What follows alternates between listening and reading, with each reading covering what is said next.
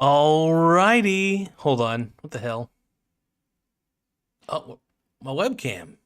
It's not showing up. What the fuck? Hold on, boys. You can hear me, but you can't see me. I'm like John Cena. Give me a second. In fact, you can hear me, but you can't see me. You'll hear me in a second. What the fuck? Come on.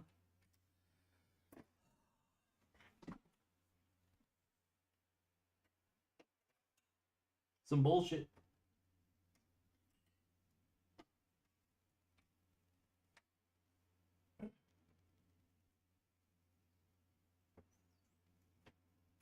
There we go. Oh. Okay. Will it work this time?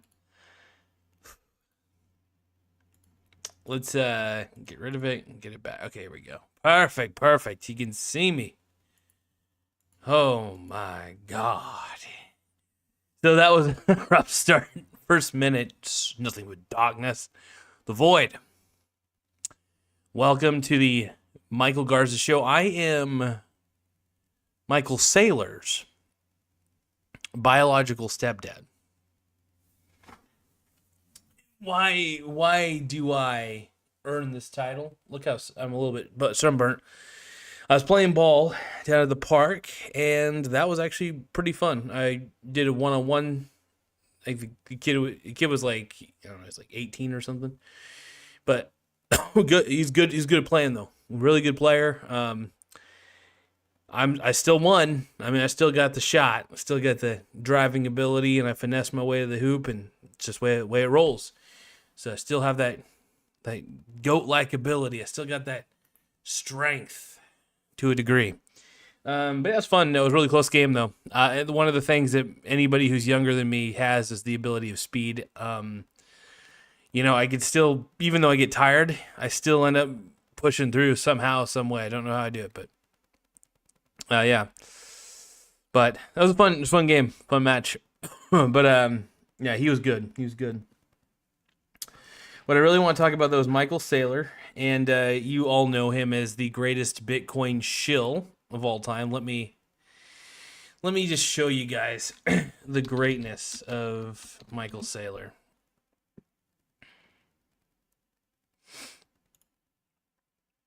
I wonder if there's like an AI that lets you make a PowerPoint to like tell it what to do. Ooh, Michael Saylor issues a warning. Let's first let me show you guys what I'm looking at here. Display, window capture, blah blah blah. Where's Chrome? Michael Saylor. All right, so Michael Saylor issues Indiana Jones warning on Bitcoin. Ooh. What is my stepson saying, my biological stepson saying about Bitcoin? Now, he is the greatest grifter of all time. I cannot deny this. He is the most interesting grifter in the world. See, I mean, I think you can look at the resemblance. He definitely has my eyes and my hair. We definitely look the same. That's my stepson. Anyway, he's my grifter stepson, my biological stepson, and so founder and chairman of Micropenis Strategy. Now I'm reading from this U.Today website.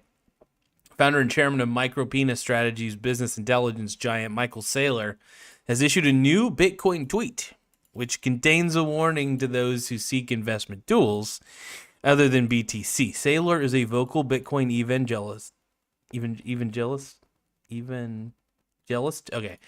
Who stood behind the idea of micropenis strategy implementing regular BTC purchases over the past 4 years. Now he is promoting the world's paramount cryptocurrency daily on the X platform. Saylor issues an Indiana Jones-style warning to crypto investors. On Friday, Saylor issued a warning similar to the one pronounced by the knight who guarded the Holy Grail in the classic Indiana Jones and the Last Crusade movie. Choose wisely. So here's the thing. Bitcoin is grifter currency. Michael Saylor's the biggest grifter of them all. He might be first off, he owns Michael.com, which I'm a little jealous of. I would have to fork out a lot of money to buy Michael.com from him. I don't need it though. I need investments. The core ethos of my philosophy is I got to get investments. But anyway, so basically what he's saying is, let's see, being a Bitcoin minimalist, Saylor hints that he believes BTC to be the only crypto in the market. Unlike Max Kaiser, he does not openly and not so frequently criticize altcoins and does not use the shitcoin word when talking about the... Look, it's all the same if you want to know the truth. Look, all those altcoins, by the way, are usually copies of the Bitcoin source code, and they kind of tweak it in their own way. So it can either improve, it could be a version of Bitcoin that's way better, which is tough to do, or worse. Usually end up for the worst. Look, there's always going to be a new, bigger, and better thing. That's the big double-edged sword of open source code with Bitcoin. That's going to be its ending. That's going to be what kills Bitcoin in the end, is all the altcoins. Everybody's going to think that they need to get into altcoins as well. Eventually, the crypto bros will all think that Bitcoin's just too old for them, and they're going to move on to some sexier, newer coin. That's one of the reasons why there's so much volatility in Bitcoin. I mean, not just because it's useless. It is useless, by the way. It has no intrinsic value. There's nothing that it can do in real life that really matters. What something can do in real life is what truly matters. There is such a thing as natural value. I don't sense, not just sense, I don't detect any natural value in Bitcoin. And a lot of people find that to be a blasphemous statement. Okay. I'm cool with that. But, yeah. Michael Saylor's the man, by the way. Love me some Michael Saylor. Michael Saylor. Oh, the GOAT, dude. He's so cool. I love Michael Saylor. So you're probably wondering, where do we go from here? What do we do? To all you Bitcoin, any crypto investor, whether you invest in altcoins or Bitcoin or anything, you should have a contingency plan in the event that Bitcoin goes to shit. I think it's good to bet if you already own Bitcoin at least. And this is not financial advice, but anyway, but I think it's a good idea for you to consider some sort of vessel that allows you to at least bet against your existing position. I always say the BITI ETF. I think the BITI is what it's, called. It's the ProShares short Bitcoin strategy. It is, in my opinion, the best of the best of the best of the best out there when it comes to being able to short Bitcoin in itself. So, but hey, if you have Bitcoin already and you've made massive gains and you haven't sold, at least if you want to make money off your Bitcoin because of the volatility, bet against it, because I really doubt that it's going to keep going up. It may eventually go back up to 70,000. Who knows? And I may be a big old dummy, but chances are that it has more of a shot of going down than it has a shot of going up, is all I'm trying to say.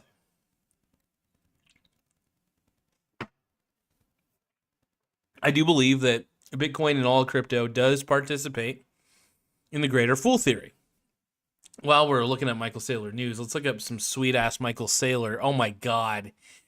Jesus Christ, can this guy get any more cringe? I really don't like this guy. He's a very intelligent guy. Look at the guy's resume. He does have, a master's degree in some shit. The guy, intelligent dude. But definitely a grifter. And it's sad because even the most intelligent dudes can end up being grifters, and that's an unfortunate fact. But look at this picture.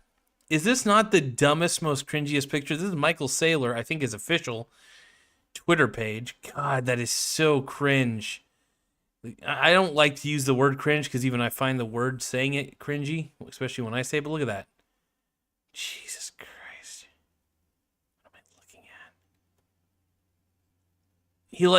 at? I think he honestly has a God complex. I think that because he's made so much money from Bitcoin, he thinks he's the Bitcoin. He thinks he's the crypto god. Good Lord. Now, this guy needs an ego. Like I have a big ego. Don't get me wrong, but I thought I needed an ego check. I'm wrong. Michael Saylor. Michael Saylor. He's a sexy beast. He's my biological stepson, and he's also a grifter. And it's hard to come to terms. You want to think that you're of your biological stepchildren as sweet angels, but Michael Saylor's nothing but a grifter and a terrible person. And you know, nobody wants to bash their biological stepson, but I got to. Michael Saylor, man. He's a grifter. He's my beautiful grifter stepson. I just got to accept him for who he is. You know. I wish he would just stop. Oh, Michael Saylor. I just feel like I want to sing a song. Maybe that'll turn him around. 'Cause you had a bad day. You take him one. Sing a sad song just to turn it around. God, that is such a great... I love that song. Anyway, God, I need to make a good one-hit wonder. Like, I need to find the formula. I bet if I asked, like, Chat GPT, what is the formula to making, like, a one-hit wonder song, I'm pretty sure it would come up with a good formula. And I could follow that formula to the letter. I just gotta sound Irish. I gotta sound like the lead singer from Snow Patrol. And I just gotta say, if I lay here, if I just lay here, would you lie with me and just forget the world? Yeah, I want to sing every Snow Patrol song like Creed. Forget what we're told. I sound like that. Before we get too old. I think Creed could pull off a very good version of that song.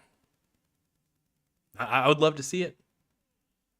I think we all would love to see it. No, anyway, so yeah, my biological stepson, Michael Saylor. What are you doing? What are you doing, laddie? What are you doing here?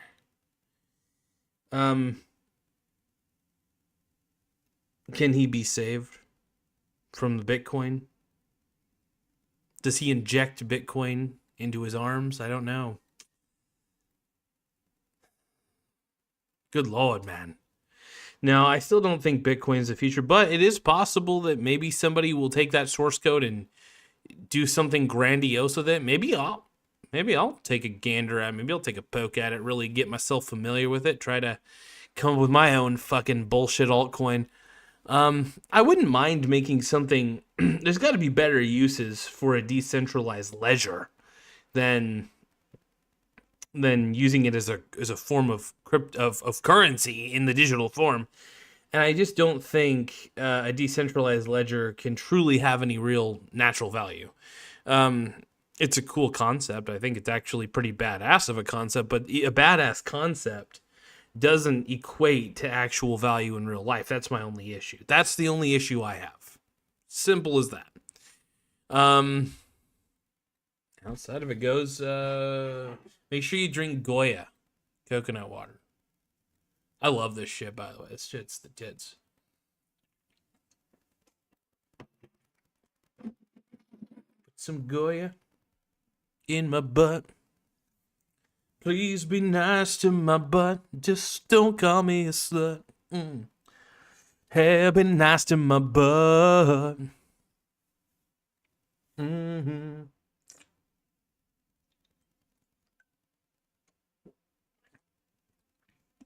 Mm.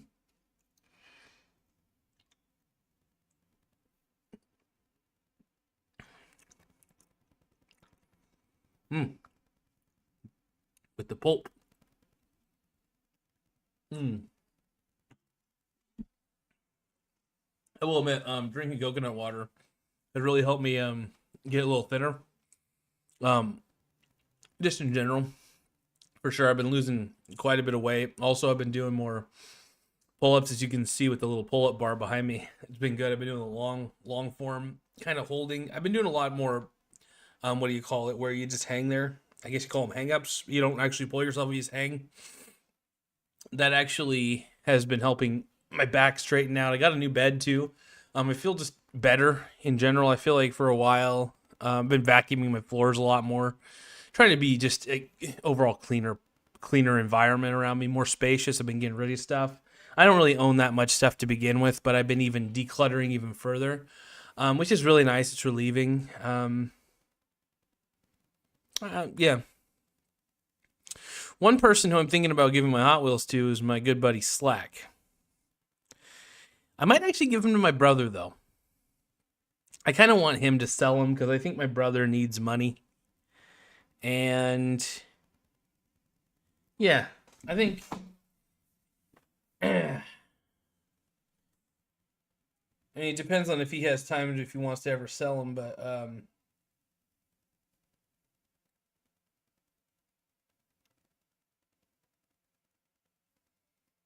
I'm going to get him on the show.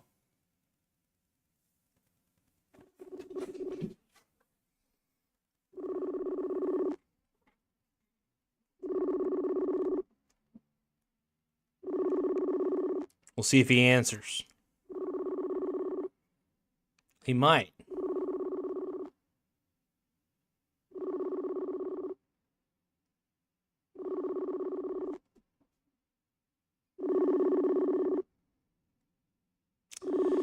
Maybe he won't answer. There's that possibility.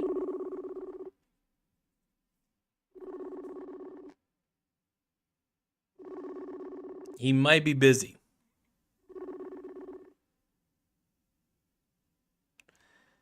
Oh, I was going to get you on a...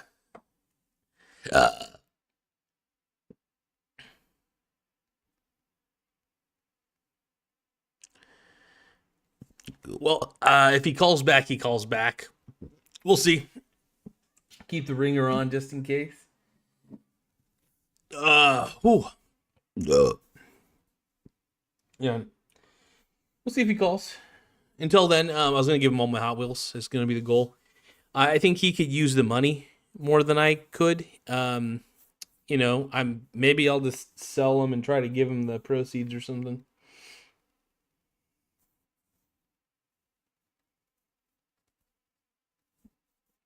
That's the goal, at least. Oh, always skeptical. Skeptical into house. Always skeptical is on the money, as usual. I know you've probably been busy, but honestly, I'm glad to see you on the chat, my man. I've been trying to do a little more live videos, because I love doing the interaction with the audience. But today I'm talking about my biological stepson, Michael Saylor. The reason I say I'm his biological stepdad is because I'm his daddy.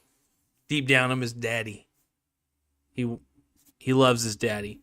But no, Michael Saylor is basically, and here, let me show you a picture of Michael Saylor. If you don't know who this guy is, he's basically a Bitcoin shill. He constantly is meat riding, cock riding, dick riding Bitcoin.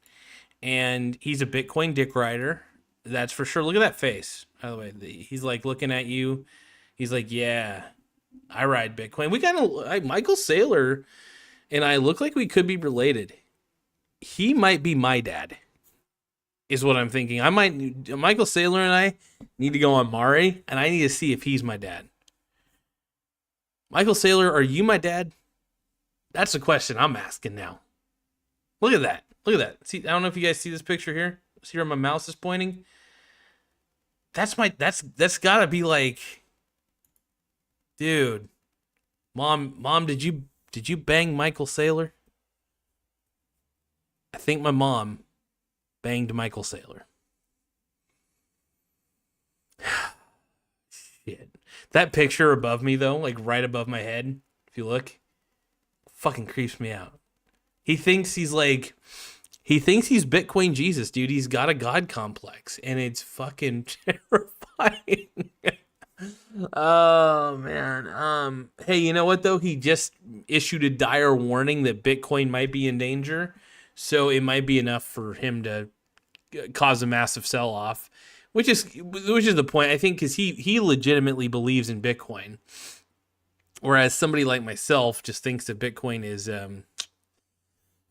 trash. Let's see.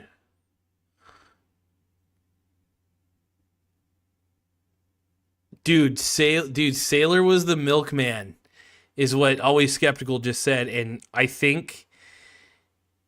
thought I was his biological stepdad. I find out he's really my biological dad, is Michael Saylor, dude. Fucking creepy. Like, we kind of do. Like, if you look, like, if I look at the camera, I'll look at the camera straight on. And, like, you know, I wouldn't be acting like, hey, I'm talking about something. I'm talking to you. He looks like he could be my dad, straight up. Like, I don't know what he looked like. I know he's got white hair. But, dude, Michael Saylor is probably related to me somehow. I don't know. It's creeping me out. Always Skeptical says, I'd have a God complex if I was worth $4 billion by pulling the whoop. Pulling the wool over a fool's eyes. Yep, honestly, like, you know, Bitcoin is the ultimate pump and dump scheme, and Michael Saylor is one of the he's not the architect, obviously, but he's definitely been riding the coattails of the Ponzi scheme for sure. He's not the bag holder by any means. He got in pretty early, and he's made a killing. His personal wealth, he's made a killing over Bitcoin. But there have also been, for every success story in Bitcoin, there's like 100 other people who were left holding the bag. Maybe even more than, for every one success story, there's like 1 to 100,000. Well, I wouldn't say 100,000. There's like 100 to 1,000 people who have held the bag because the dumb money enriches the old money that got in early. So it's a classic it's a classic digital pump and dump. Like, it really is. Guys like Michael Saylor get in really early. Guys like Michael Saylor promote the Ponzi scheme they got in early on as much as they can. Then what happens afterwards is the guys like Michael Saylor will sell off their position as much as they can to make a good profit. And then what'll happen is that sell-off puts selling pressure. All the dumb money sees the selling pressure. They sell out of fear. It causes the price to crater. That's why you see Bitcoin crashes. Then guys like Michael Saylor are like, hey, we're playing with house money. We've already made a shit ton of money off selling at the higher price. Let's buy more at a lower price because, like I said, they're playing with house money, so they got nothing to lose by getting back into Bitcoin at very low prices. So I still bet against Bitcoin very hard. I still use the Biddy ETF. I just want to say that I do have a dog in this fight to a degree. I'm betting against my own position more than anything. Like I said, I got into Bitcoin pretty early myself, but unlike Michael Saylor, my biological dad that I just found out by pure analysis, I did what's called 23andG. I'm a G dog, and I could recognize my grifter dad. Dude, honestly, if Michael Saylor was my dad, though, I'd have him pay child support in Bitcoin. I'd force the courts to be like, hey, my grifter dad needs to pay me in Bitcoin for my child support. Thank you. I'm a 35-year-old man who needs back child support from my grifter dad. They'll be like, well, how did you find out he's your dad? It's like, well, I just show him a picture of myself and Michael Saylor, and they'll be like, yeah, that checks out. All right. We'll have him pay you in Bitcoin. Oh, man. But anyway, he's a grifting man. It sucks. Like, he really is one of those guys, and you can only do what you can. I mean, you can't stop the grifter from grifting. You just have to give people the warning signs on what to look for. But I do like calling out these guys for sure. Gives me more content to talk about, gives you more of a warning label on what to avoid. Because a lot of investing isn't about finding out what you need to invest in. It's really finding out what you need to avoid. Because there's a lot of people who will pressure you into getting into foolish investments. And honestly, anytime somebody, or whether it's a single individual or a group of people, are really pressuring you to get into something, do your research before you invest in it. I'll give you an example. I talk about the Biddy all the time, right? The Biddy is a inverse ETF that basically does the daily inverse of whatever Bitcoin does in a day. I talk about it a lot because I want to be transparent with you guys, but I in no means am telling you that you should buy it, but because it's not financial advice legally. But I am saying that if you got Bitcoin, it might not hurt to find a way to bet against your current position, especially if you got in early and you never sold like I did. I never sold. I just didn't sell because I realized that I would get taxed on those profits anyway. They'd be a realized gain. And I was like, well, if I'm going to get taxed, why not just bet against it? Because I'll still get taxed on betting against it, but I don't think it'll be as bad. I think crypto taxes are more frustrating than betting against just the simple price of it. So with the Biddy, I at least get to bet against the price of it, which is kind of sexy. But it's fun. I have such a good time with it.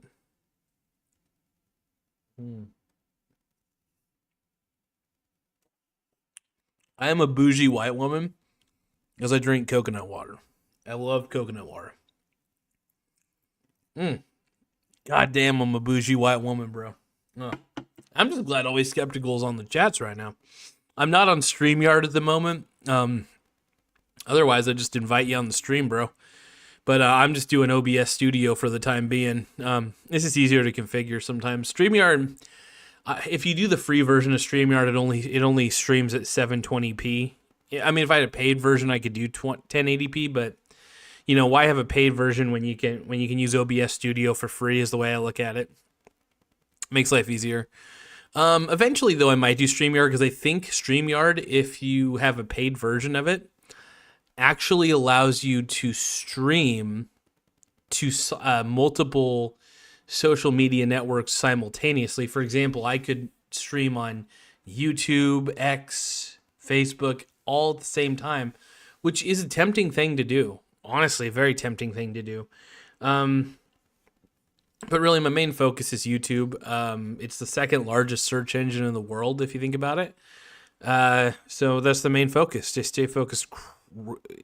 I still make sure that I'm on Rumble, obviously. I still make sure I'm doing the podcast, which the podcast ultimately is just me downloading the live videos that I do on YouTube right from my YouTube account and then just straight up uploading them to the podcast. It's really just delayed replay of my show. It's really an archive. But I do get paid on Spotify, so I am considering doing a show that is exclusively on Spotify. Well, I'm still, of course, going to be doing my show here, obviously, but I'm talking about a certain type of show that's exclusively for the Spotify platform is what I'm really trying to say. I think that'd be fun. I think it really would be. And then what I can do is I can take the video source and I can edit into shorts, and I could put the shorts on my channel, and that would encourage people to see the full video on Spotify instead of seeing the full video on YouTube. But eventually I'm going to get monetized on YouTube, so I don't know when that day will come, but I'm like so close to public watch hours right now, but to getting those public watch hour requirements. But I definitely have the subscribers, but I don't have the watch time hours, but that's okay. I'm not in any rush. I make a little bit of money on Spotify, not a lot. I'm surprisingly making a decent, okay amount of money betting against Bitcoin. Still got my job I'm doing. I got my two jobs outside of this, so still good. I just want to make sure the one thing I like to encourage is if you can, I mean, if you have a really good paying job, stick with that. Try to be cheap. Try to invest as much as you can. I really, oh, hold on. I feel like I've been spittling on this thing too much, so I gotta, I figure the best time to clean something's in the present, so I might sound a little bit funky while I'm doing this. I always like I said, I like to clean my equipment using Lysol wipes. I'm gonna talk without a filter. Wipe this bad boy down real quick.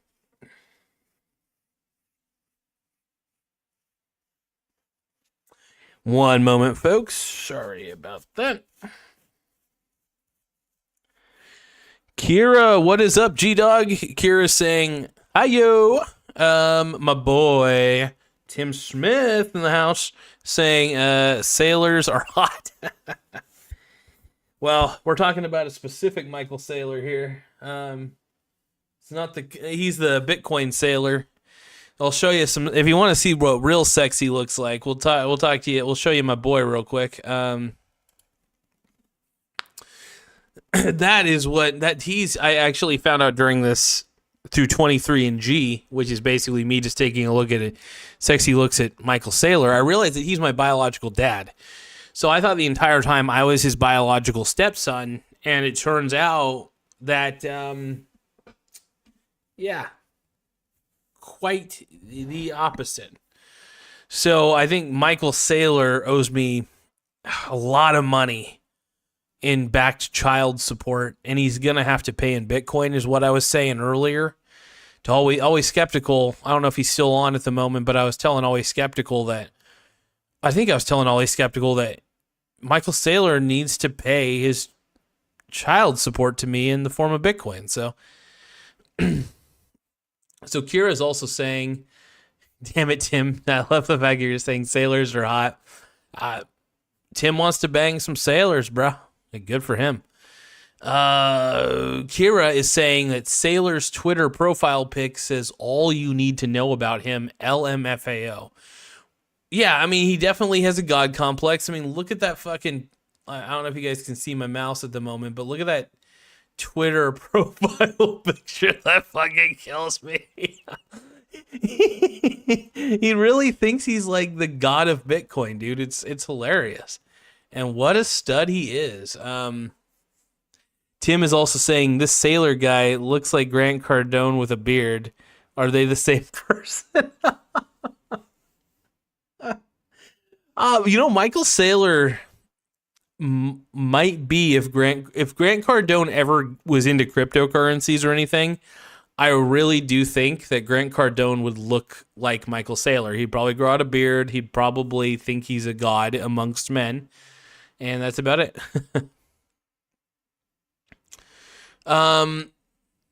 Always Skeptical says, I'm still here. Did you read my Fed comment? So YouTube, by the way, has been censoring the live chat comments. So if there's anything in there, they've been so annoying. Like, I don't know if it's like AI moderation or bullshit, but there are some comments that I can't see. And it's the weirdest thing. I think they hold them for review or some bullshit like that. Now, if it was a comment on one of my other videos, I could take a look at it real quick. Let me take a look, see here.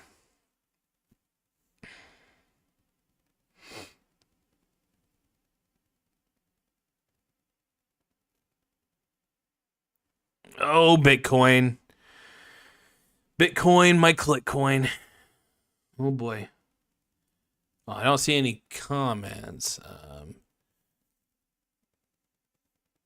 Kira is saying, do you know how to get around censorship? I have no idea how to get around the YouTube censorship, though. Honestly, it's so annoying. I get so frustrated with it. Tim is saying, I saw Garza wiping his microphone when I logged in. Was he just ending his...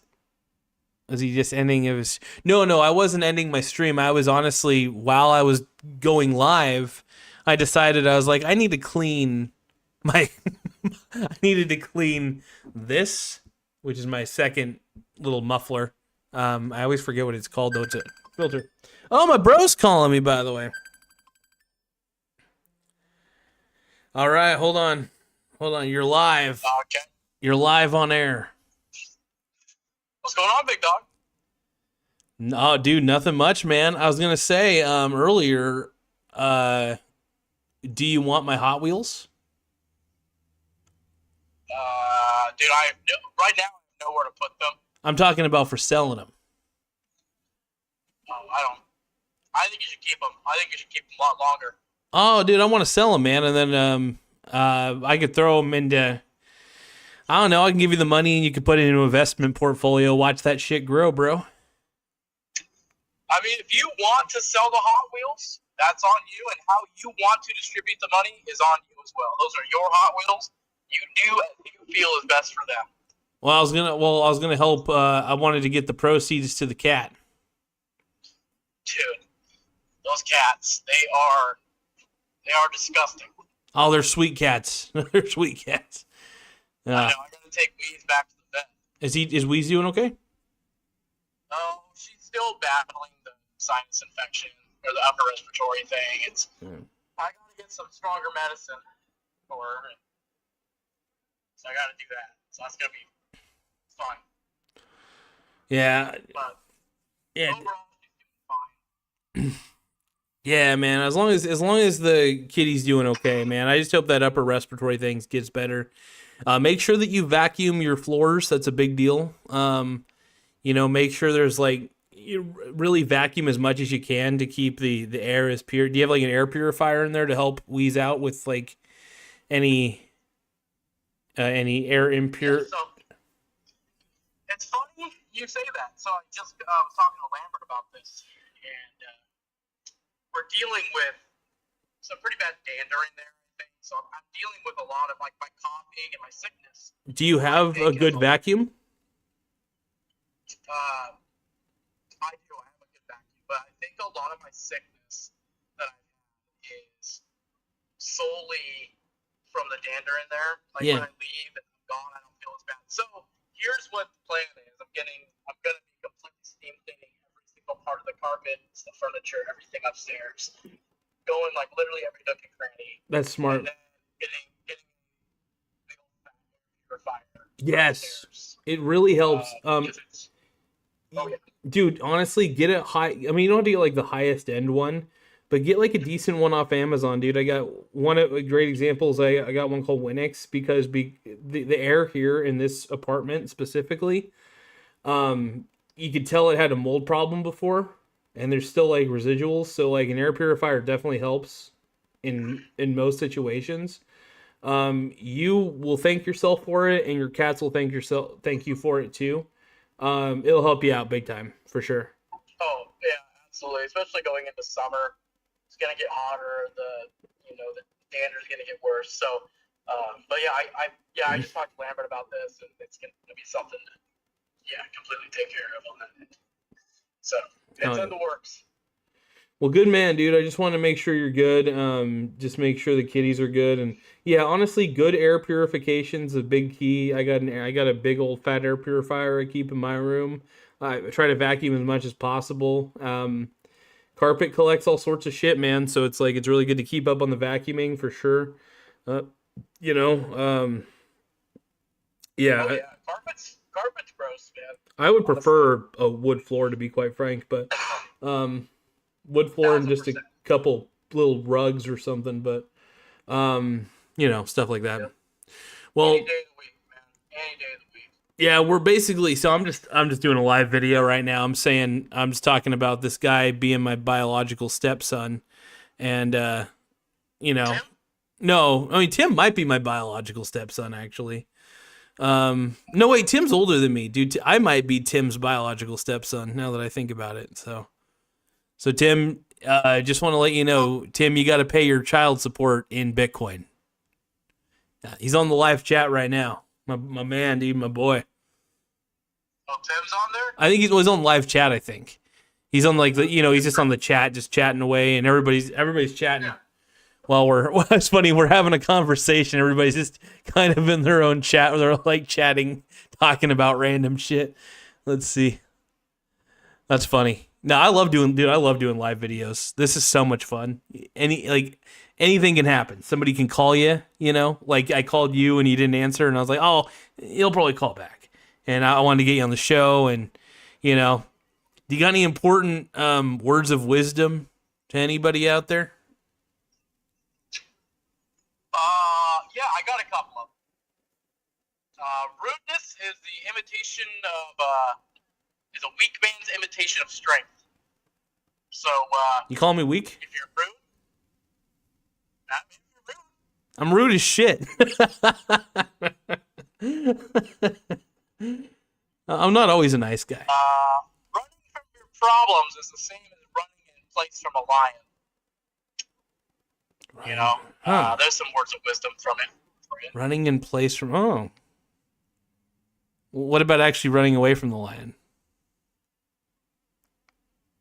Running in place is the same as running in place from your problems is the same as running from the lion. You're not. Oh, well, I mean, you still might be able to escape the lion. Well, you're always gonna get caught. I'm always trying to find loops in these damn metaphors. Metaphorically, the lion is your problems. I mean, it was our caveman ancestors had problems with lions and tigers and shit. Now we got them in cages. I have a theory behind that, by the way. The reason we like keeping tigers and lions in zoos is because deep down in our heart of hearts, in our instincts, we know that they gave our caveman ancestors a lot of shit. So we try to cage them up. I think I don't know if that's how it works, but anyway. But no, That's your thought, huh?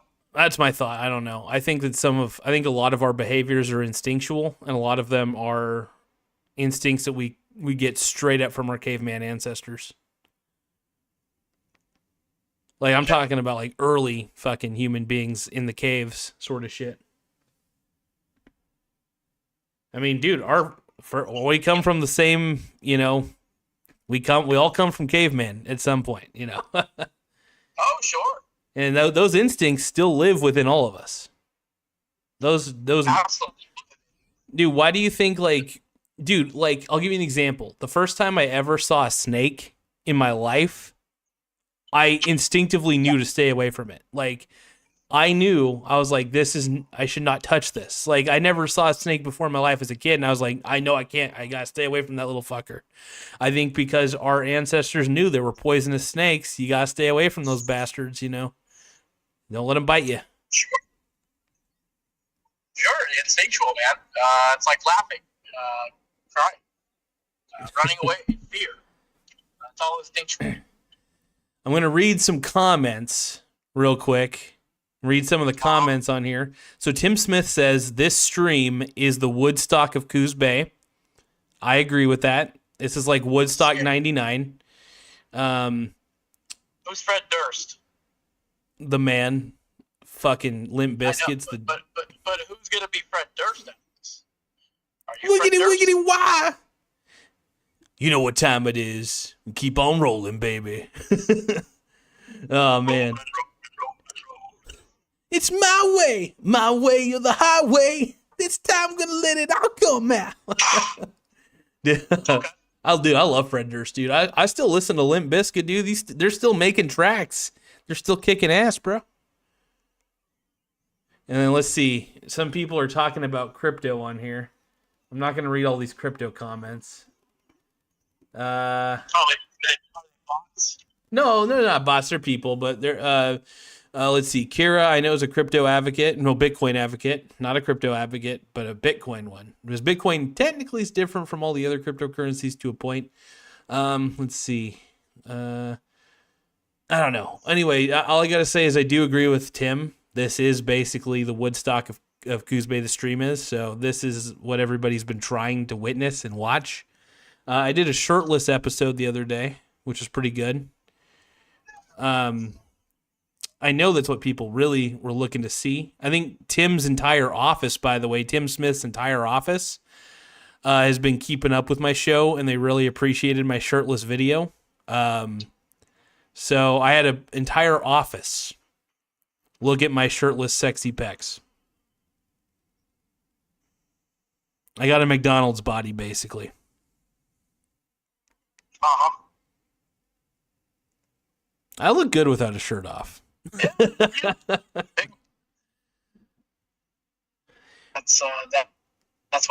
what you came out with. That's what you think. I think so. I mean, I think Lambert would agree wholeheartedly. Lambert's opinion is final, by the way. So if Lambert says I look good without a shirt, it's fact. If Lambert doesn't think that I look good without a shirt off, he's fucking wrong. And Lambert couldn't have been more disappointed in you. And with the shirtless episode, Yeah. was he not satisfied? Did I not look buff enough? Was I like was I too skinny for him? You said,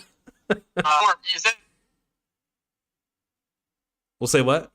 yeah, you weren't fat enough for him. Oh, okay. I need to get fatter. Okay. I know that he has, all he has to do is just feed me cookies. Just buy me cookies, tell me I could lay in bed all day, and we're good. I already look like I lay in bed all day and eat cookies. I don't need to. Oh, Jesus. I'm ready to go get some fried chicken here. Oh, you getting some fried chicken, bro? Dude, get that fried chicken, bro. What are you going for, KFC? Are you going to KFC to get the fried chicken, or where are you going? You making it yourself?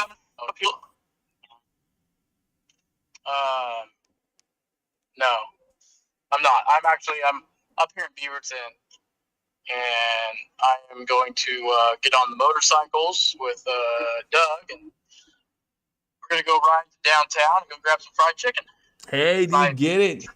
Oh, wasn't that Doug, wasn't that your old bass player? What? Doug, your old bass player? Yep. Hey, tell Doug he's sexy as hell, and he's the man. I remember him playing some pretty mean bass, so total stud. Yeah, he's very good. Very good bass player. Fuck yeah. Anyway, I'll let you get back. I'll let you get to it, man. Hey, stay safe on the motorcycles. Don't go too crazy. You're not Vin Diesel. You're better than Vin Diesel, but you don't need to do Vin Diesel shit, okay?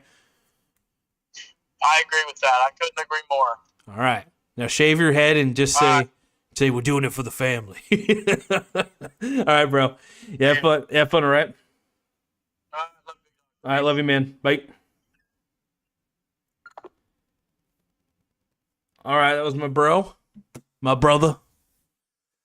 All right, sorry, you guys. I missed a lot of the comments. Let's take a look here. Kira said, wait, what? Who's talking about crypto? I'm talking about PGP encryption. Has nothing to do with money.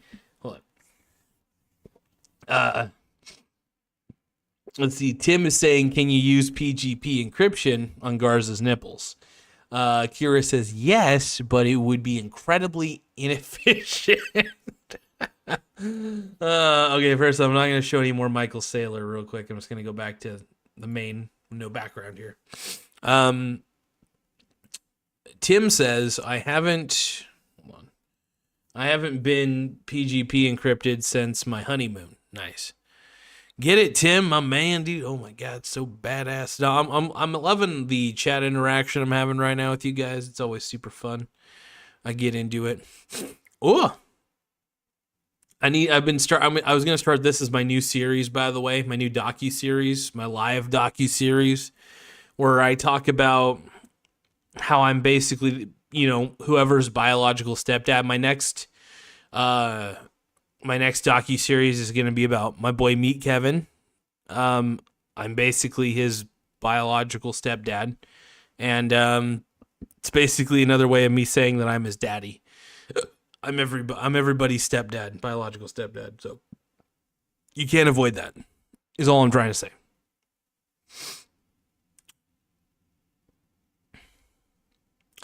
I sort of wanted, so I'm looking right now because I got on the other monitor. I got this picture of Michael Saylor, his Twitter profile, his X profile picture, and it's just him. I think he honestly thinks he's like a god or something. I don't know. I need to take that profile picture. I need to take a picture of myself and do exactly what he's doing, so I can have a god complex, and then everybody will think that I'm the Bitcoin king. Cause I'm the Bitcoin king. Oh God. No, Bitcoin sucks, everybody. I do want to say that right now. It's a fascinating software. Like I always say every fucking time. Fascinating, incredible software. However, there's one thing you should always consider. That while the software looks good, it's still I just don't think it can have massive adoption like everybody thought it would. You know, some things look really, really cool on paper. They really look great on paper. But in practice, in reality, once it's been out there for a while, Bitcoin, in my opinion, in the last 13 years that it's been out, 14 actually to 15 now, because if it came out in 2009, if Bitcoin came out in 2009 and it's 2024, it's been pretty much 15 years. And I feel like Bitcoin itself. So Kira is saying that no, BTC is the best form of money. The software means nothing if it doesn't function as a monetary network. So, okay, so what is it? So everybody's okay. So what does it function as though? Because wasn't it meant to be a monetary network? That's what confuses me. If there's Bitcoin transactions, wasn't the whole point of it to do transactions in general? So in a sense, it should be like it wasn't that the whole point of it? So if it not being a monetary network is not the thing, then what is the thing? Is what I'm trying to get at. What is the point of Bitcoin? Oh, it is a monetary network. Okay, that's good. But it hasn't really evolved. I still think the transaction speeds, from what I've been able to tell, are pretty slow. I don't know. It's crazy. Tim also says, if I want mass adoption, I'll go to a Mexican orphanage. Screw BTC. Let's see.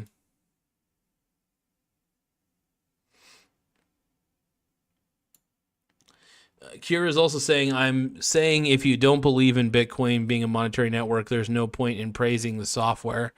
I think like I said, I think on paper the software is pretty cool. If it's a monetary network, I don't think it's like worth $1 trillion market cap for sure. You know, I think I'm generous in saying $1 billion market cap. That would put it down to like $50 a Bitcoin, but at least I feel like it's the most honest though. Let's see. Always Skeptical says, I'm not able to speak about the Fed or Garza Garza's ignored me after the former. No, okay, so Always Skeptical, by the way, I can, if I could see those Fed comments, I would respond immediately to them. What sucks is, like, I'm serious when I say this, YouTube is a censorship machine, and if you say certain keywords, it'll censor your comment, so I won't be able to see it in live chat. So if you add links, if you do any links, I won't be able to see that. So you just have to describe to the best of your ability. Without YouTube, it's so frustrating. Yeah, let's see. Kira says, yeah, obviously you can't talk about the Fed. Lol. Kira also says, anyway, I'm gonna go to sleep. Lol. Peace. Have a good night, Kira. As always, Kira is a supporter of Bitcoin, loves Bitcoin. Not gonna down anybody for liking Bitcoin. I just don't trust it. I just don't trust the massive adoption of it. I just don't.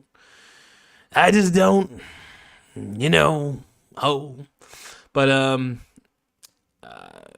Always Skeptical. I see that comment though about I'm not able to. So when you say the Fed, at least I don't know, maybe like do F3D or something like that to represent it. It's weird. I try to read every single comment I see on here though. So if there is any that are being censored by YouTube, I just want to say, YouTube, stop censoring the comments. It's fucking annoying. I'll talk about just about anything. I'll comment on any live comment, but it's just YouTube has been such a pain in the fucking ass. Really pissing me off. So Tim is saying, I want some top Michael Saylor quotes. Give them to us now. Okay. Let's see. Let's look at best of Michael Saylor. I'm kind of curious myself. Best Michael Saylor quotes. We'll read them together. I love you, Michael Saylor. Oh, god damn. What the hell is this shit? Okay, let's go to all.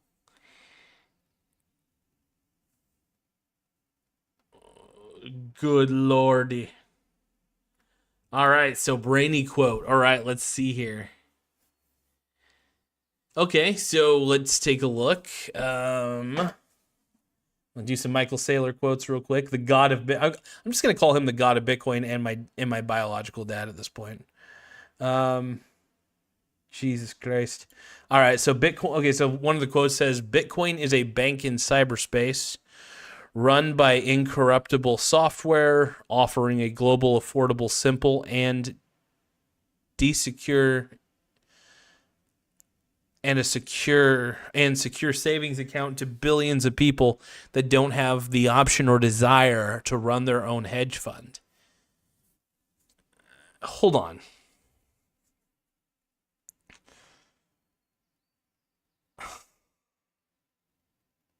What's funny about Michael Saylor is he and the other people who have bought up the majority of Bitcoin, which are all rich people, by the way, purposely manipulate the price by adding selling and buying pressure. They can keep the pump and dump going for as long as you want. Always Skeptical is saying you can fill in the controller. Let's see. Fill in the controller. Let's see. Bitcoin. So this is another quote. Some of these seem pretty off. Bitcoin is a swarm of cyber hornets serving the goddess of wisdom.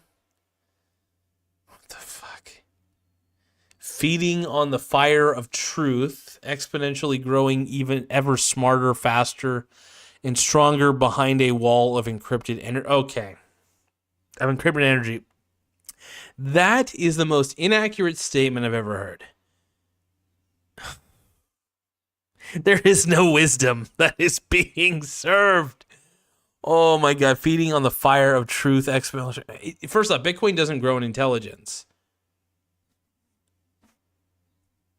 Good Lord, dude. That's like, dude, this is why Michael Saylor, as much as I think he's a very intelligent man, he's also a very grifty man. He grifts hard. Harder than anybody I've ever seen grift. When you're building a company, you need to continually strengthen every component: finance, strategic partnerships, executive team, and relationships with every contingency. That's okay. That's some good, actually decent advice.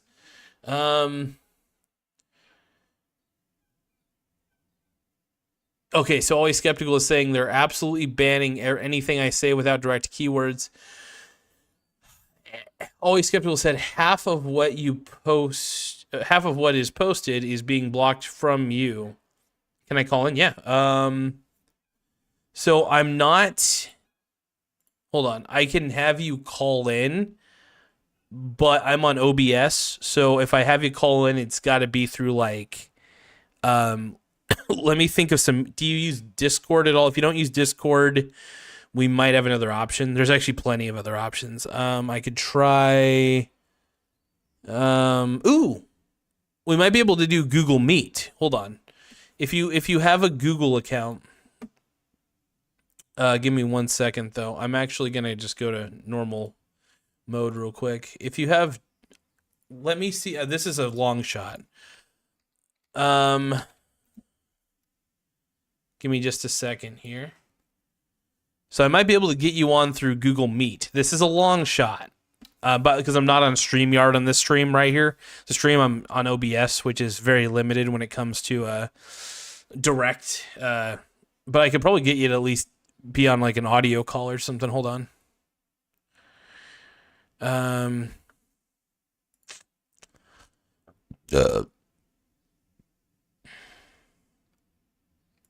Oh shit! I thought I had. Oh, hold on. Give me a few seconds, you guys.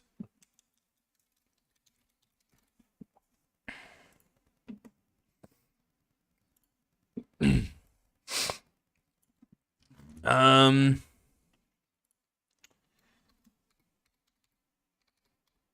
what's the password? Hold on, I gotta try to remember my password here. Oh, hold on. I think. Give me 1 second, folks. I'm being a slow bastard here. Hold on, I know I got the wrong password. I don't know my password.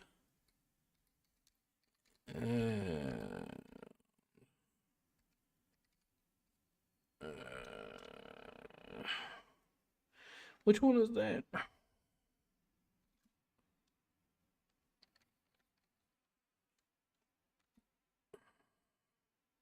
Okay, I actually got in. Continue. Security. Hold on. Let's save a passkey. This device. I mean, hold on.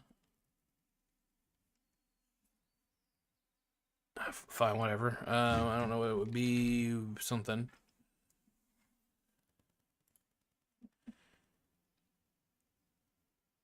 Oh, okay. That's good. Oh, I see. Okay, that's cool. Interesting. Sorry, folks. Give me another moment.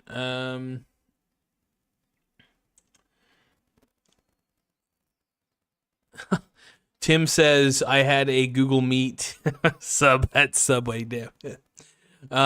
Let's see. Always skeptical saying I have Google Meet. Tim is saying I just Googled Garza's Meet, one of the greatest searches of all time. Hold on, folks. First off, I'm a little Google illiterate sometimes, so give me a few seconds. I just logged into my Garza Medias at gmail.com one. Hey, by the way, I got viewer mail. It looks like, I think. So somebody's saying Snipe Dark. Let's just read this real quick. Did you read my previous email? I'm writing to follow up on my previous email regarding some suggestions on YouTube growth and hiring for freelance. Oh, it's basically somebody trying to become a video editor for my channel. I don't want to do that. I don't want to hire anybody. Okay. Let's see here. Oh, somebody wants to do partnerships here. Experience with working with YouTubers like quality videos. Lots of people want it. This is why I'm glad I got my. Give me a second here. Okay, sorry about that. All right, so let's do Google Meet real quick. Let's see. Meet. Where do I suck on Meet? Google Meet.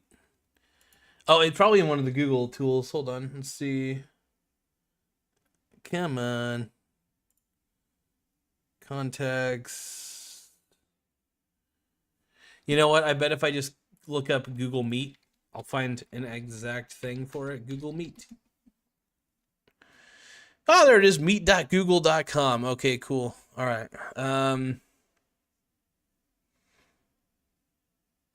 We'll do a new meeting. Start an instant meeting. Nice. Do you want people to see and hear in the meeting? Allow microphone and camera. Yes. Click allow. Yes. Meet Google wants to. Okay, that's fine. Allow. Oh, whatever. Meeting is ready. OMG. We're almost there. Almost there. Thank you guys for your patience, by the way. Oh yeah, I know. Your meeting's ready, or share this meeting link if you want other people to join. Okay, so okay, let me send this. You might have to type this in manually. So just meet.google.com /YHG, and then let me see if there's another easier way to do this. I just want to make it to where nobody has to give out their public email on this, or at least try to avoid that if I can. Let me see if I can add others.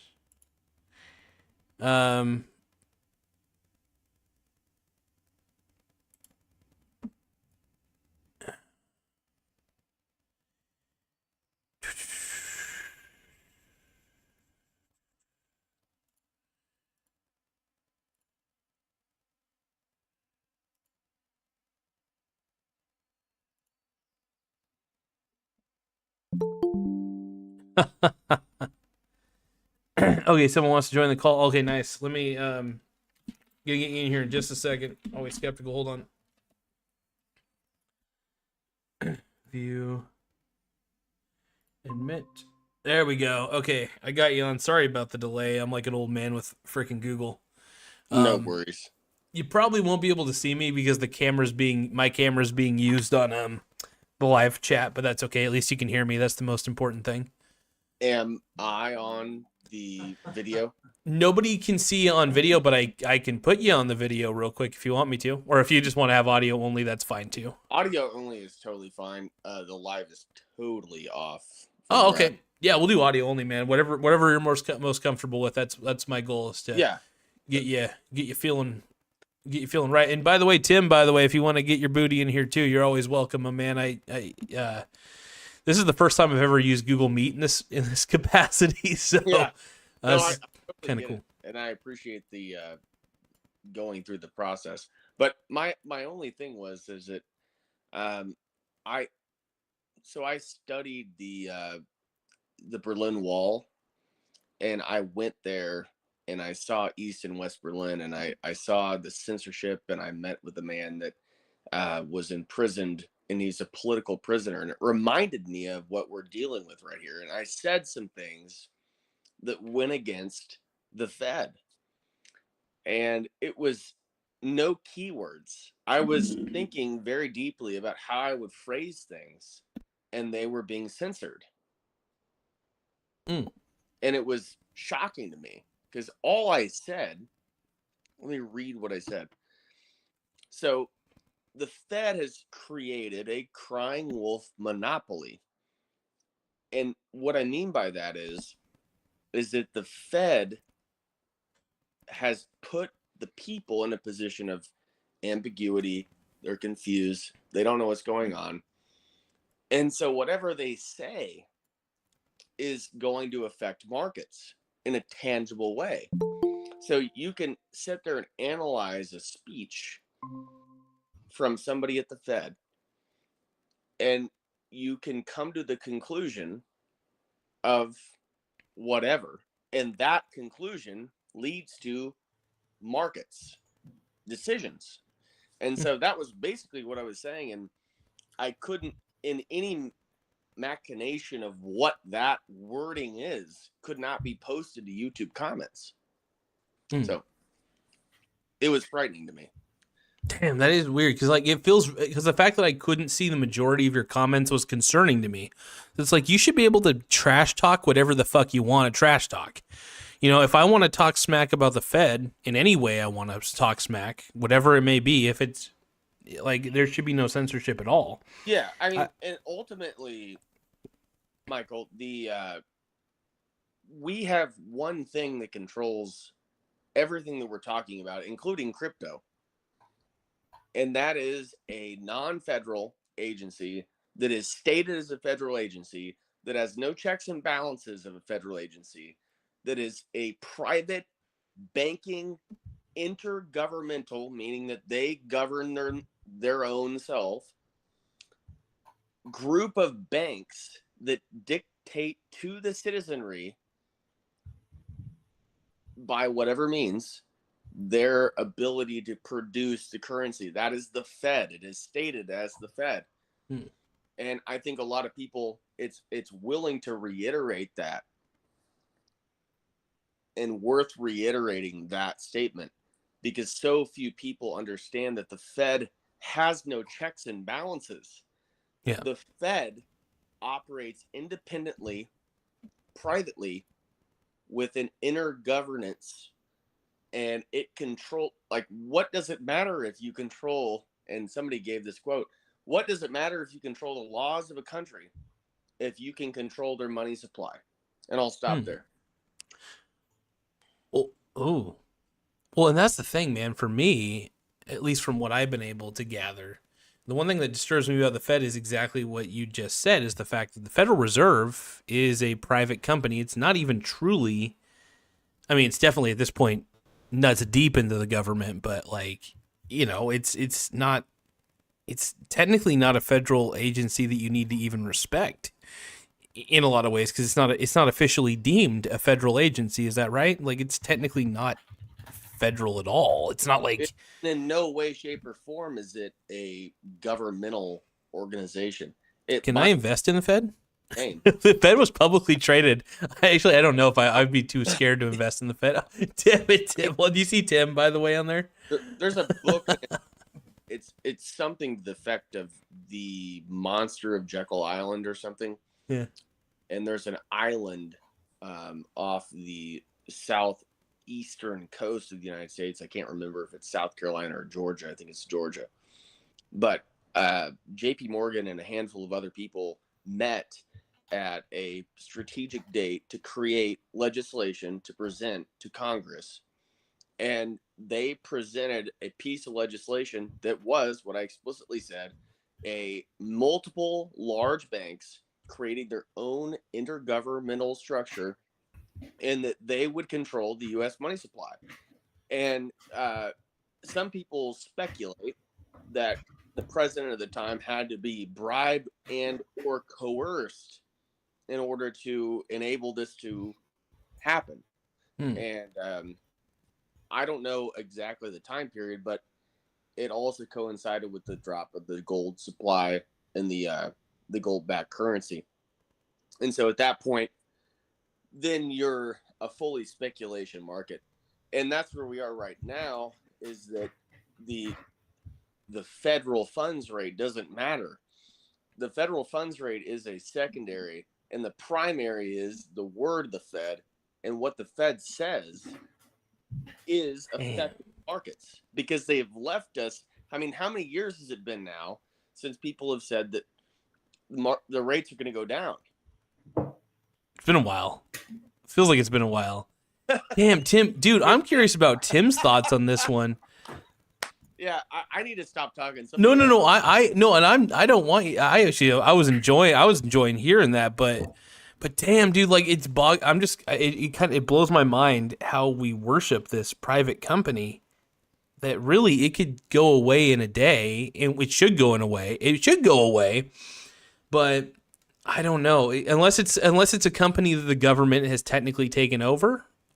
I don't know. De facto, I mean, I wouldn't be surprised, and nobody would be surprised if the Fed was entirely de facto owned by certain powerful people in the federal government. I mean, it would make sense that would be, I mean, that would be the most important position, and that's the thing that people don't quite understand. And that it took me a lot of getting my head beaten over to understand this, but it doesn't matter who's saying what the law is. It's who controls the currency that is the most powerful influence. So nothing else matters other than the controller of the currency. That's true. Those who control, like you said, those who control the money supply control the world. So, like, damn, it's almost like BlackRock, how they own like pretty much most of the world's assets. Well, no, I wouldn't say all of it, but like they own just about every asset that you could think of. BlackRock is a huge company that has a lot more influence, shadow influence than we realize. You're right, but they can't buy properties that aren't able to be rented out. I bought a property about 3 months ago, and the deed restriction on that property is that it couldn't be purchased by you basically had to be sussed out as an individual buyer, and that you would intend to live and you would live in said property to buy it, or they would have bought it. I mean, you know what I mean? But I also know in an income area where it's a little bit lower on whatever they think the income is for those people. Their deed restrictions are lower, and they absolutely have to deal with that. And let's say they're in the $200,000 range in a big city. They're getting calls every day that are over that because it's a BlackRock shell company guy saying, I'll buy your property. We're going to add whatever you have to add, and then rent it out for X amount of dollars. So yeah. Damn, man. Damn. I feel like I've been slapped with some interesting truths, man, that I don't think about very often. Tim, I need to know. I'm curious. I don't know if you see Tim on the cam at the moment, but he's like a strawberry or something like that. He is a strawberry. Woo! Hey, I'm in like a fruit salad or something. Tim, I'm curious. What are your thoughts? I'm curious more about what Tim thinks, because I'm like a 5-year-old sometimes with some of this shit. Like, I got some interesting thoughts, but sometimes they're not so interesting, and I think Tim's got some. I think Tim's got some interesting insights. I'm curious. What do you think about what my boy Always Skeptical said? Well, I mean, Canada doesn't have a Fed, but we got the same thing. It's just called the Bank of Canada. And this one guy controls it. He raises interest rates up and down, and they print money. It's the same thing. But I don't know. It's just, you can't do anything about this. So I don't know. It's like a lot of things at that level. Like, what are you supposed to, like, you might be 100% right, but it's just like, I'm just kind of like, what am I supposed to do? If we were to fight the Bank of Canada or the Fed, how would one fight against an entity like that? I mean, you can't. Sometimes you can't kill the. In a sense, sound like a weird thing, but sometimes you can't kill the king. What do you do to? I mean, you can't just destroy the economy. I mean, if you destroy the economy, that's just worse for everybody. But we're living under an interesting fraudulent system. It's a money printing, not currency not backed. Well, currencies are naturally usually not backed by anything. True money is at least backed by something, at least something of true value in most situations. Damn. Yeah. How do you fight a dragon like that? How do you fight a dragon like that? I'm open to suggestions. I don't know. I don't know what you're supposed to do. It's just, I don't know. I just give up on so many things. You just got to, I want it to fail. I want it to collapse, and I want people to suffer. I want to see people starving to death. I want to see people losing their homes because they deserve it, because, they voted for horrible people to control them. And just like there haven't been any consequences for their actions. So I want to see a lot of suffering before I see anything about it. Well, you do get what you vote for. I get that. Like, you see what's going on in California for sure, as a great example. I would prefer not to see suffering. I mean, sometimes suffering, I guess, can help people see a different light. I don't know, but like, I would. But you guys keep talking about you want change. There's no way to do that unless something hits rock bottom. Like, No, Tim's right. Can I say something about this? Oh, yeah, go for it, man. Go for it. Open discussion, my boys. Open discussion. I don't want to sometimes get too mouthy, but I just want to say Tim is totally right. And that I said something about interest rates will continue to rise. They will, because that's the only rational, if you're a dad in a household, let's put it in this perspective, that you would want to have to raise the interest rates of these homes, or the availability of funds at an interest rate should have to heighten in order to correct the actual amount of efforts and whatever we are doing to create growth in our communities. That has to flex itself out. And right now we're operating, and right now Warren Buffett is holding a tremendous amount of cash.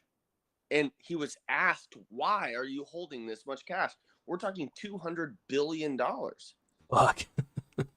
No, I'm dead serious. He does have a large cash pile. I just didn't know it got to $200 billion already. In dollars. And he says that if it returns 1%, he'd still keep it in cash. Why would you say that? It's smart of him to do. One, I know I have a few ideas on why he would say that. One, there's not a lot of good deals in the market right now. I think he believes that a lot of stuff is a little too overvalued. A little.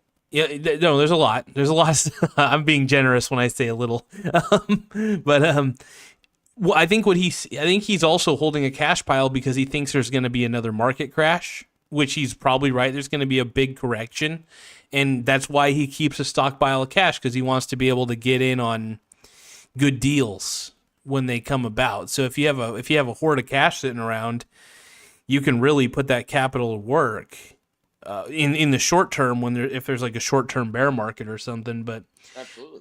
I think he's probably, and it's smart of him because cash is leverage. If you think about it, he already has so many stocks. If you think about it, his net worth of stocks versus his cash pile, his stock net worth is far more in whatever value it is. It probably might even be closer to. Sorry about that. I was gonna say it's good that he's keeping such a high cash pile. It really is, because cash is worthless. I get that, but let's say, because Warren Buffett cannot predict the future. He admits that all the time. So he likes to have leverage in cash. If you're a big time investor and you want to have some form of leverage, and if you have long-term holdings and you're never going to sell them, yeah, having a cash pile is brilliant. Like, I think it's fucking brilliant. Smart as hell of him to do. But yeah, what you're saying though, in the long run, is that there's going to be a pretty big event.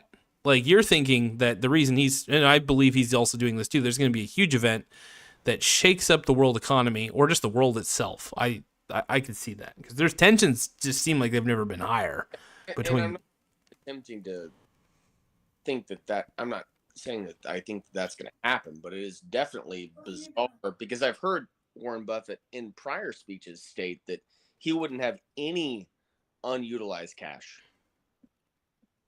Yeah, I mean, he's technically putting it in. I think I remember he said he was putting in like I don't know, like bond, not federal bond or something. I can't remember exactly what he's putting it in, but like treasury notes or something.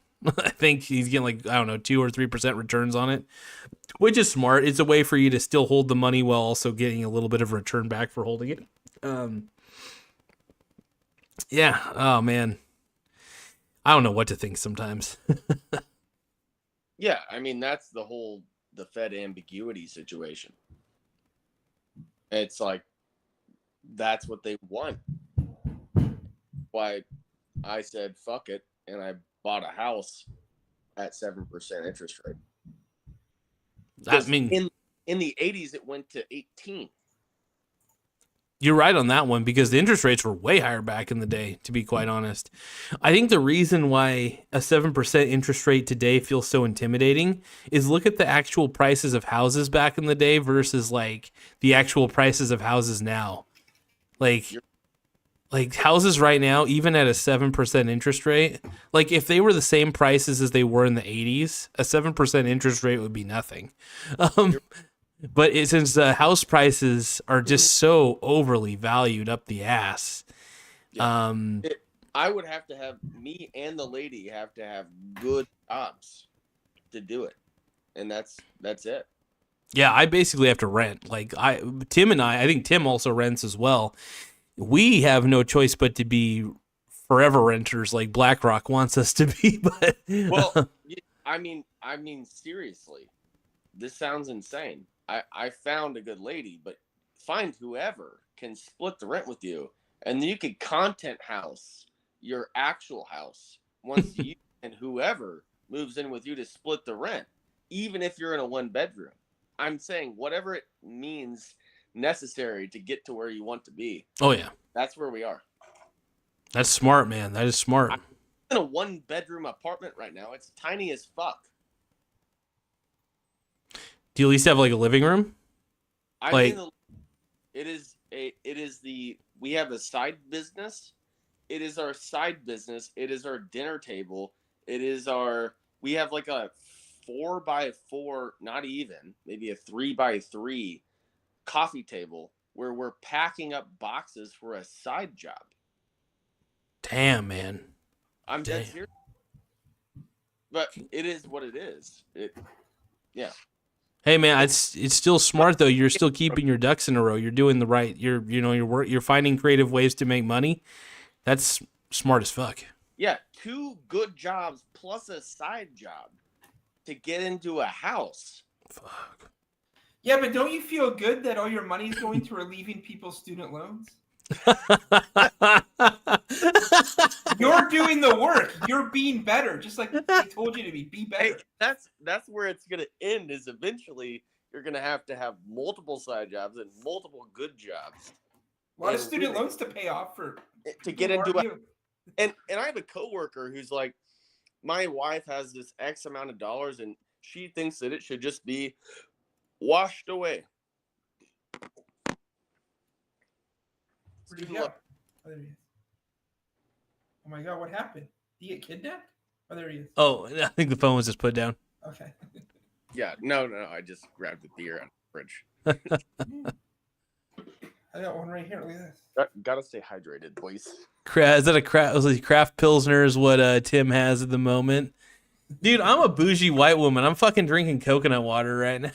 Hey, Michael, I'm far bougier white woman than you. Oh, I'm White Claw, baby! Oh. absolutely.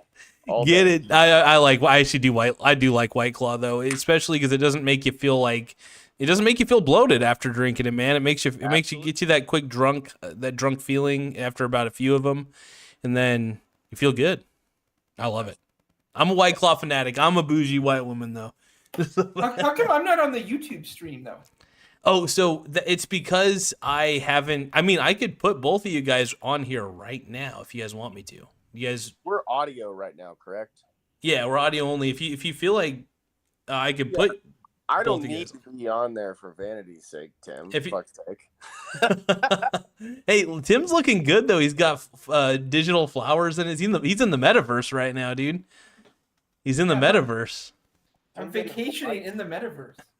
Woo, got like wings. Here, I'll put you guys. I mean, you can. If you always skeptical, if you feel like, man, you could turn off your camera if you're feeling self conscious. I get it. No. I'm fine with it. I was just giving Tim shit. Oh, okay. Okay, let me show you. I'm gonna display you guys real quick, and you gotta put your guys' asses on a silver platter here for the world to see. Let's see.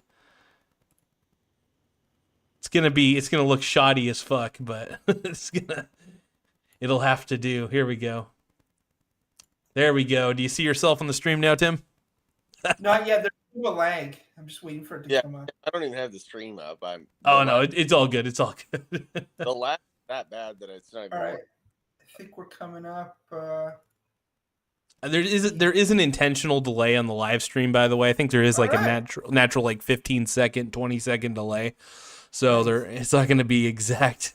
It's so the Google AI filters can pause the stream, edit out what is truly unspoken word, and then continue the stream. I really do think that the Google AI or Google moderators, whatever the hell's controlling the moderation systems, I really think that there's a form of shadow banning that is done to this channel, which is a little annoying because I do a pretty good job marketing my videos when it comes to.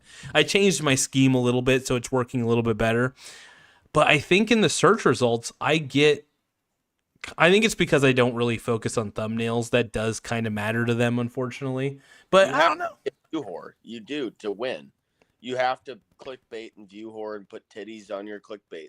You do. My secret is I respond to every comment, though. That's one thing I do that nobody else does. I will take an hour out of my day to respond to every single comment, even if it's the dumbest comment in the world, to the smartest.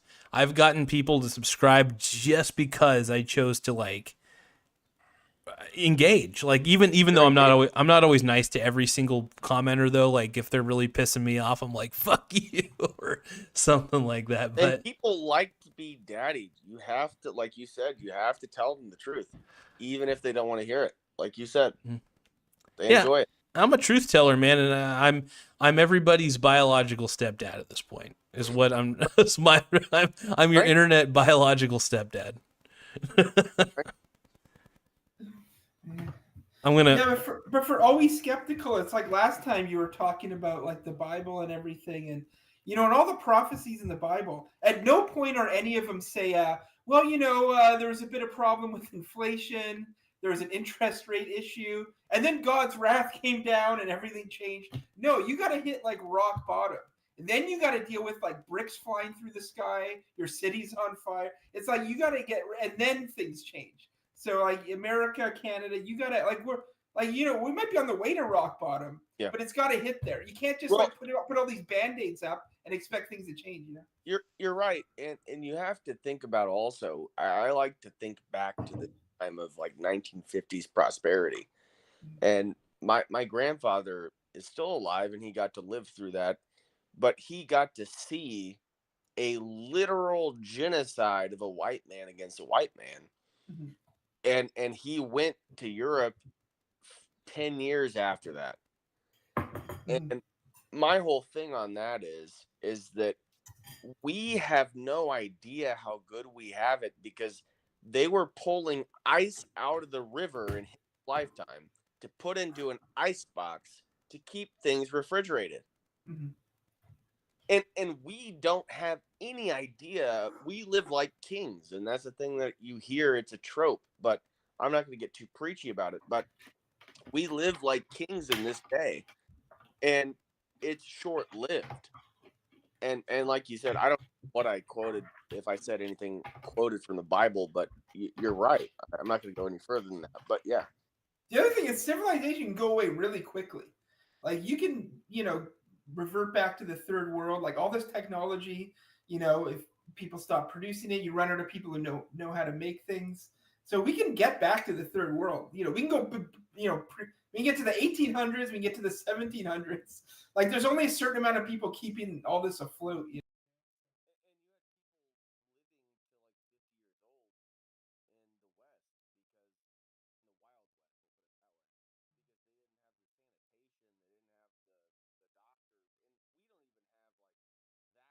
Phenomenal of healthcare, but we still have such an insane level of like our lifespan has been increased so much by modern medicine that we're like a generation and a half separated from massive famine. So yeah, that's true too. I mean, yeah, a lot of technology came really quickly in the last 100 years. I mean, even the 19th century a lot came. It was really the last 200 years. But, very different than the first 10,000 years. People 10,000 years ago didn't live that differently than people in the 1700s. Have you read the Unabomber's Manifesto?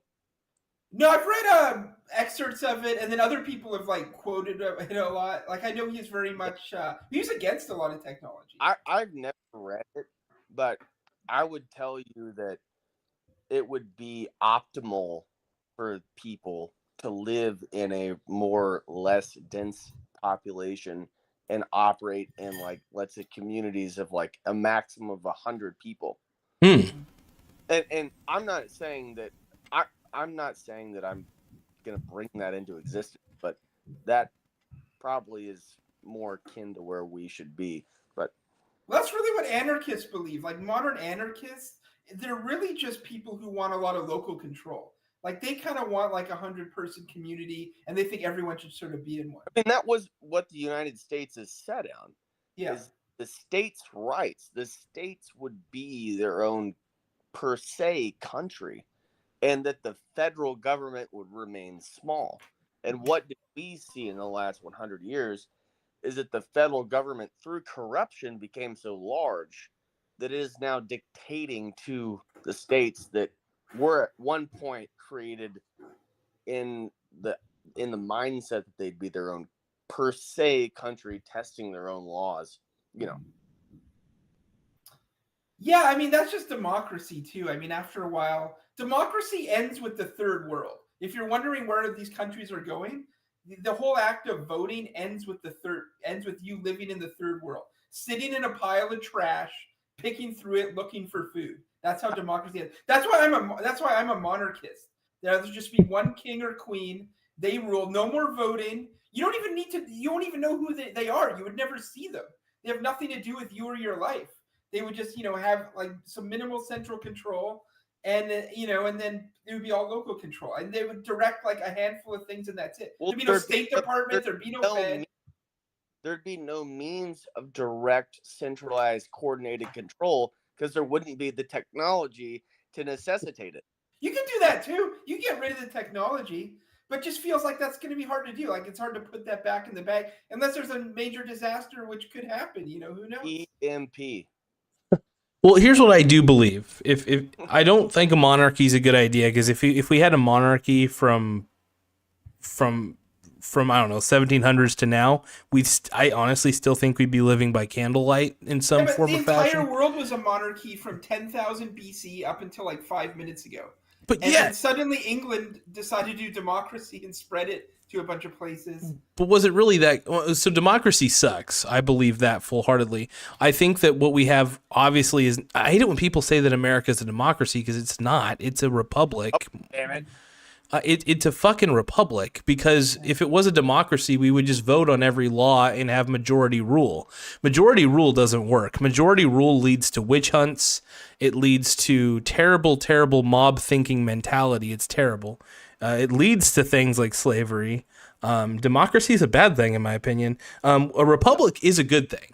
And I guess you could say I am a Republican for believing that. But a Republican makes it to where we as the people vote on who represents us. That matters. I really do believe that.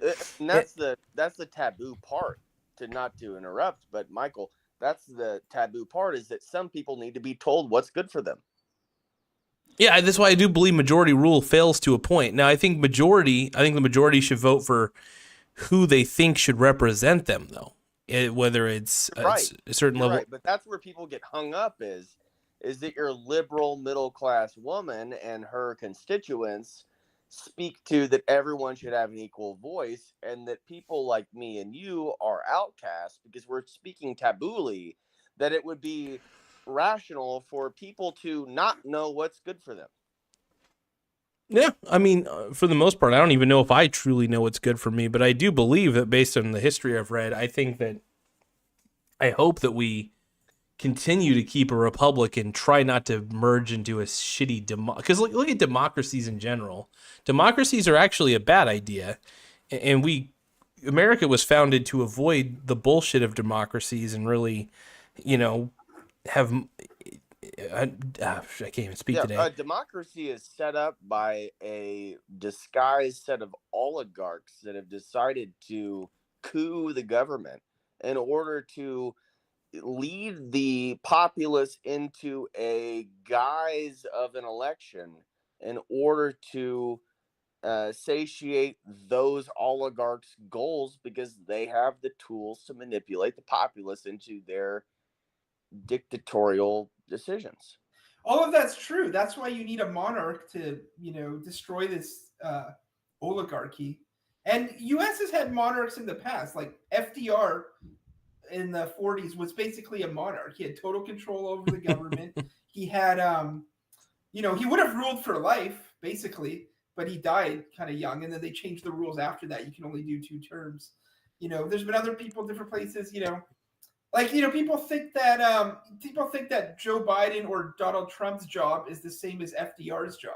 It's totally different. Trump and Biden are totally controlled by the legislative branch and the courts and have very little power. They could take power. They have the legal right to do that, but they didn't, Biden doesn't really do that, and Trump didn't really do it when he was in office. But they can if they wanted to. So you need someone strong enough to do that. And then just start, smashing these other branches and just reducing these other branches of government, Because right now you have no executive branch. The executive branch is controlled basically by the legislature and courts. And at this point, what we can do is we have an entropy scenario where no external input will control any level of change. Wait, hold on. Can I hear that one more time? That last part? So basically, we're in an entropy situation where the founders' principles and what they structured is in a position where it's falling apart and nothing externally can effectively repair it. But we could be like Rome, Lucius Quintus Cincinnatus the man that was Cincinnati is named after. Hmm. He was a senator, and he lived on a farm, and he tilled his land and he worked his land, and he was a prior senator, and he came back to Rome, and he was put in as the dictator of Rome, and he was there. There's a 50-year gap from the time he started to the time he was brought back in, and he enabled in part Rome to last another hundreds of years. But he was just a man of maybe modest means, but he was able to right Rome for hundreds of years, and he was brought in as the dictator. Man, and you can look at it's Lucius Quintus Cincinnatus is his name. So Well, look him up. the problem with republics, democracy is people are there for a term, so they spend everyone's money and then they leave. They get a pension and they go home. If you have some kind of hereditary monarch of some kind, then they're going to do more long-term planning. Also, they're going to see everyone as their subjects. It's not going to be Republicans and Democrats. They're not going to be pitting races against each other. It's not going to be men versus women. It's all just their subjects. You can do long-term planning. There won't be all these divisions. My inspiration for joining politics in general, Nancy Pelosi for sure. I think. No, I want to be the greatest investor by rigging the game. I just want to cheat the game. But there is a comment in the YouTube section that we neglected. It says it's from the one and only Jerry Sandusky. Are you serious? What? It says, "Hi guys, big fan. I have a question. It's hard for me to date. Being a convicted sex offender, do you have any advice?" Oh, God. So I don't know if you guys heard of Jerry Sandusky. Basically, he was a total pedo, was the coach for like Penn State football or something like that. And well, there was some guy who went on Thaddeus Russell, investigative reporter, and he said none of that actually happened. That all the stuff against Sandusky was a lie. Wait, who did all that shit? They said none of it. Nothing happened to anybody. Why were they saying that Jerry Sandusky touched kids though? Like, because he got accused, like he was accused by some people, by some of the like football players and stuff like that. But like this he investigated this report. He's like, there was never any witnesses to anything. And I think what happened is after like the initial accusations, later like a bunch of other people showed up.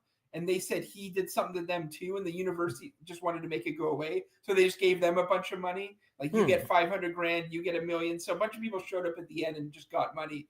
But even though it was impossible for it to happen to them, they weren't around or something. But they said no, we were. But I don't know what happened. He could have done it. But I just know this one reporter is like he broke down like every single accusation. It's like, here's why this is impossible. Here's why that's impossible.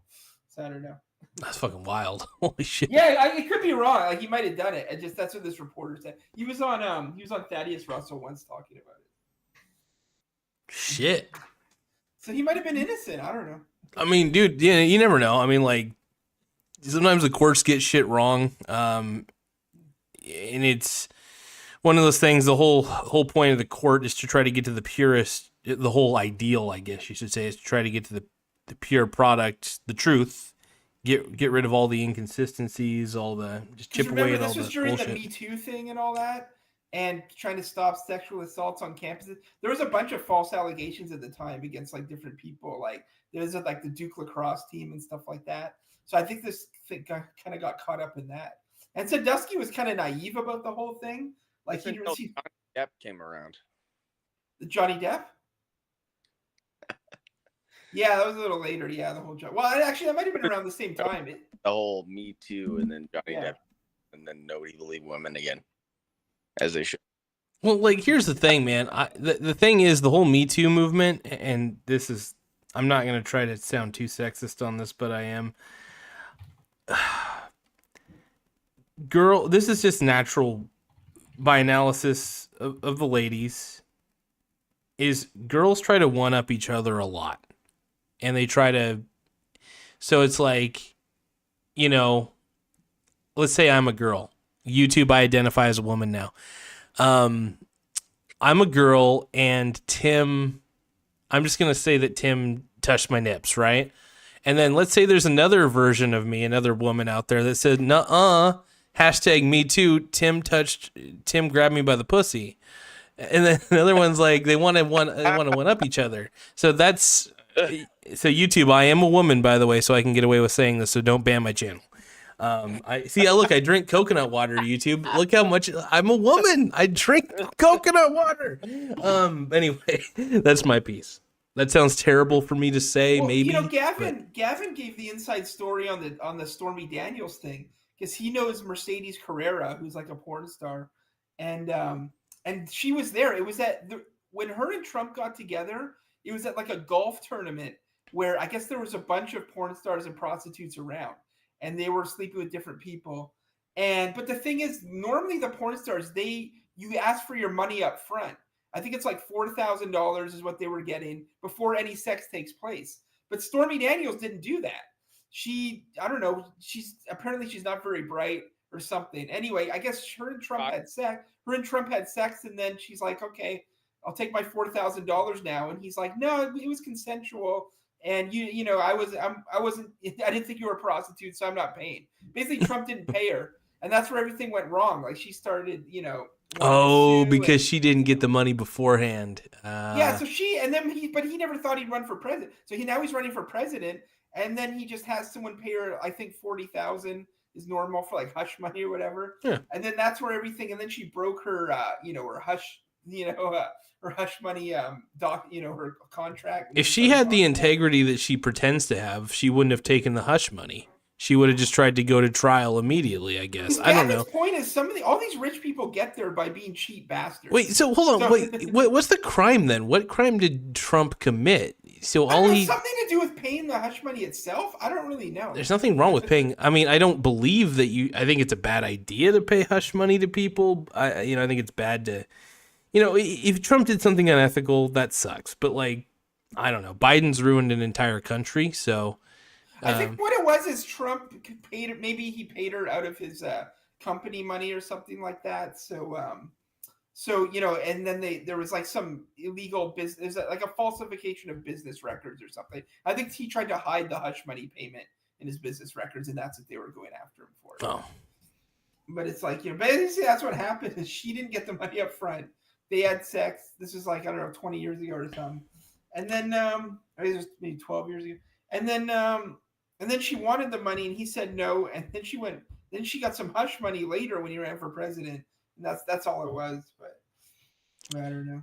But you know what? Some other people with her who are like know her in the porn industry, like some cameramen or something.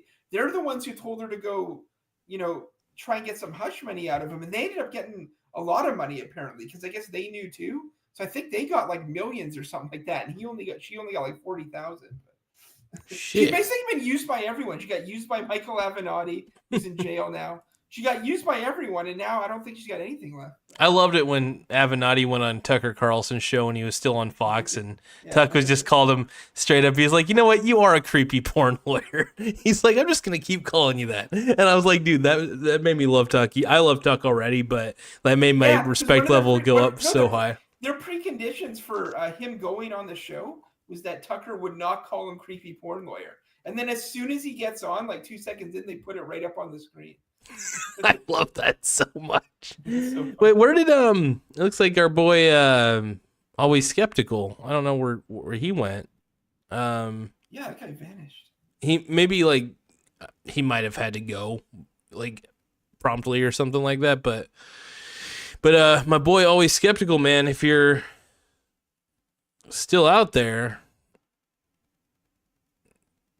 No, it looks like Ryan. Looks like what the? Oh, you back? Yeah, sorry, I clicked X. I was trying to close the hockey scores window. I closed the wrong window. Oh shit! It's all good, all good. I was like, oh shit, Tim's gone too. I was like, I'm all alone. No, let me just put on this pirate effect, and then I'll. Yeah, it's just what it is. It's just there we go. Now I'm a pirate. It's badass, dude. I like the amount of filters that Google has. Yeah, I mean Bitcoin. Like I'm trying to get this coworker into investing because she's got some money in a couple mutual funds. She's 43. She's only just put it in 6 months ago. She has no savings. But she's got about, I don't know, she might have about 20, 30 grand in like 2 mutual funds that her bank told her to put in. Then she's got 15 grand in cash just sitting there that she doesn't know how to invest. So I'm trying to get her into like some stocks or something. Well, there's nothing wrong with mutual funds because they hold stocks. The only problem I have with mutual funds is that they're actively managed, but there are reputable. If they're a reputable fund, there's no harm in having a mutual fund. I'm not a big fan of them. I just don't think that I just don't really think they'll outperform an index. But my problem with mutual funds is like I got a lot of coworkers where it's just their bank calls you one day and they say, hey, are you interested in investing, in your tax advantage account like RSP, TFSA, and we can help you. And then they give you options. Do you want a medium risk one, a high risk one, a low risk one, and do you want to put a bid in all of them? And they go, oh, okay. And then it's like, so the bank's charging fees to manage them, to manage the funds. But then also I ask these people, it's like, all right, what are your returns on these funds? Like, I don't know. I'm like, well, does it go up every year? Do you get paid a dividend? Like, I'm not sure. I think I get paid a dividend at the end of the year or something like that. I'm like, well, how much do you get? Like, I don't know. I'm like, well, are you not keeping track of any of this? Like, you don't have to have a full-on Excel sheet. Just write it down on a piece of paper. How much did you get out of this fund last year? And like, what is your plan? Is your plan to get retirement and then sell them? And they're like, I don't know, I guess so. Well, how much are you going to have? Like, what's your projection? Like, do you have any idea what you're doing? And no one has any idea. But they're scared to get into stocks because they got like a cousin or a brother who told them to buy Bitcoin and they're scared. Like my coworker's like, I don't know, my brother told me maybe to get into Bitcoin. I'm like, no, just put it in like I don't know, you do an index fund. Like, what's that? I'm like, so anyway, I'm trying to explain it to her. So I gave her a bunch of links to look at over the weekend, but it's just funny because like people do have some investments, but the average person doesn't even know. I'm like, what's in your mutual funds? What stock? She's like, I don't know. It's like, well, what's the name of it? Can we look it up? It's like, I don't know the name of my mutual funds that I did. It's like, I don't know. So anyway, it's just funny. Most people don't even know what they got, Yeah. It is a little bit wild. I think it's first off, I'm too much of a control freak. Yeah. I could not put my money in a mutual fund personally. I do have my money into some actively managed ETFs technically, so but like not that much money. You know what I mean? Like I'm very diversified. I'm in actively managed ETFs. I'm in index ETFs. I'm in individual stocks. I'm in everything. My cock is in everything asset related. So that's all I gotta say. Damn it! Where did my boy always skeptical go though, man? I was loving the 3-way going on. So I don't know. He seems like he's in a rural area. Maybe the power went out or something. Possible. I know he did say he lives in the Midwest. It's possible. Maybe like internet might have been a little down at the moment, but I think there's an Aurora Borealis or something. Maybe it shut his electricity down. Possibly. Actually, that should be going on right now. I missed it. Oh, it looks like, okay, so Google Meet is saying your call ends in 15 minutes. Want more time? Enjoy longer calls with Google One Premium. Fuck you, Google. Fuck you. I'm not paying for Google Premium. Fuck that. We'll do a 15-minute countdown. But yeah, actually, once it gets giant bowl of chili earlier. once it gets darker, though, you should be able to see the. Did you see the lights last night? I didn't go out. I was like, I saw it one time when I was like way up in northern Canada, like 20 years ago. I saw it, but maybe I should check. We got a lot of mountains around here, though. I don't know if we'll be able to see it. Honestly, as long as you look up in the sky, you should be able to see it tonight. Like it should be visible, in my area. Shockingly, it was visible last night, but hold on, let me actually look at the news real quick. Hold on. What should I look up? I'm trying to think real quick. Northern Lights. Let's see. No way. It should be happening again tonight. So even though I missed it last night, it should be happening again. Yeah, we might be getting another chance. Yeah. Holy crap. This is awesome. It's supposed to continue tonight as well, and it could even be as far down south which is insane. Holy smokes, this is cool.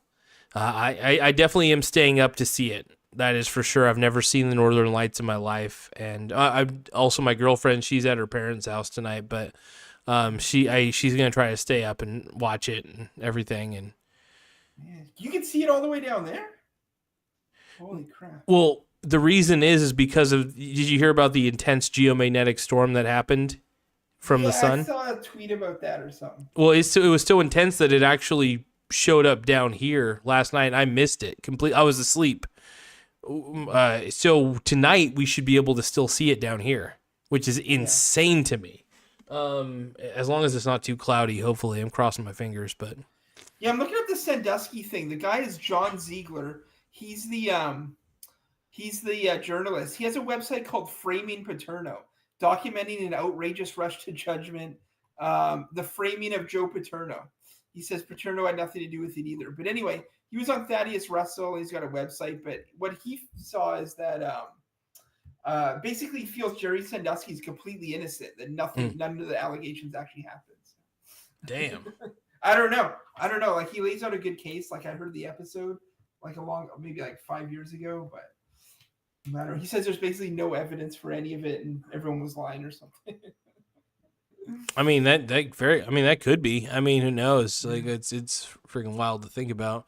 Yeah, I don't know. It's hard to say, but I found a really cool website, by the way. It's called ShareSite. I looked it up. I was looking for a way to easily upload file like a report from my brokerage, like a CSV file, essentially, that orders all my trades and all my stocks into one single what do you call it? Into basically a spreadsheet. And it takes a spreadsheet and it looks at all of your holdings.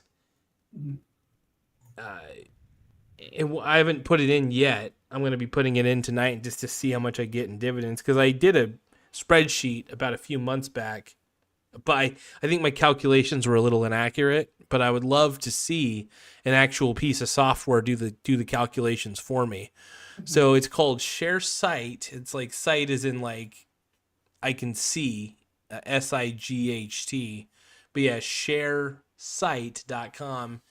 And it's pretty neat. I do want to try it here. Actually, you'll see it. You actually can see it right now.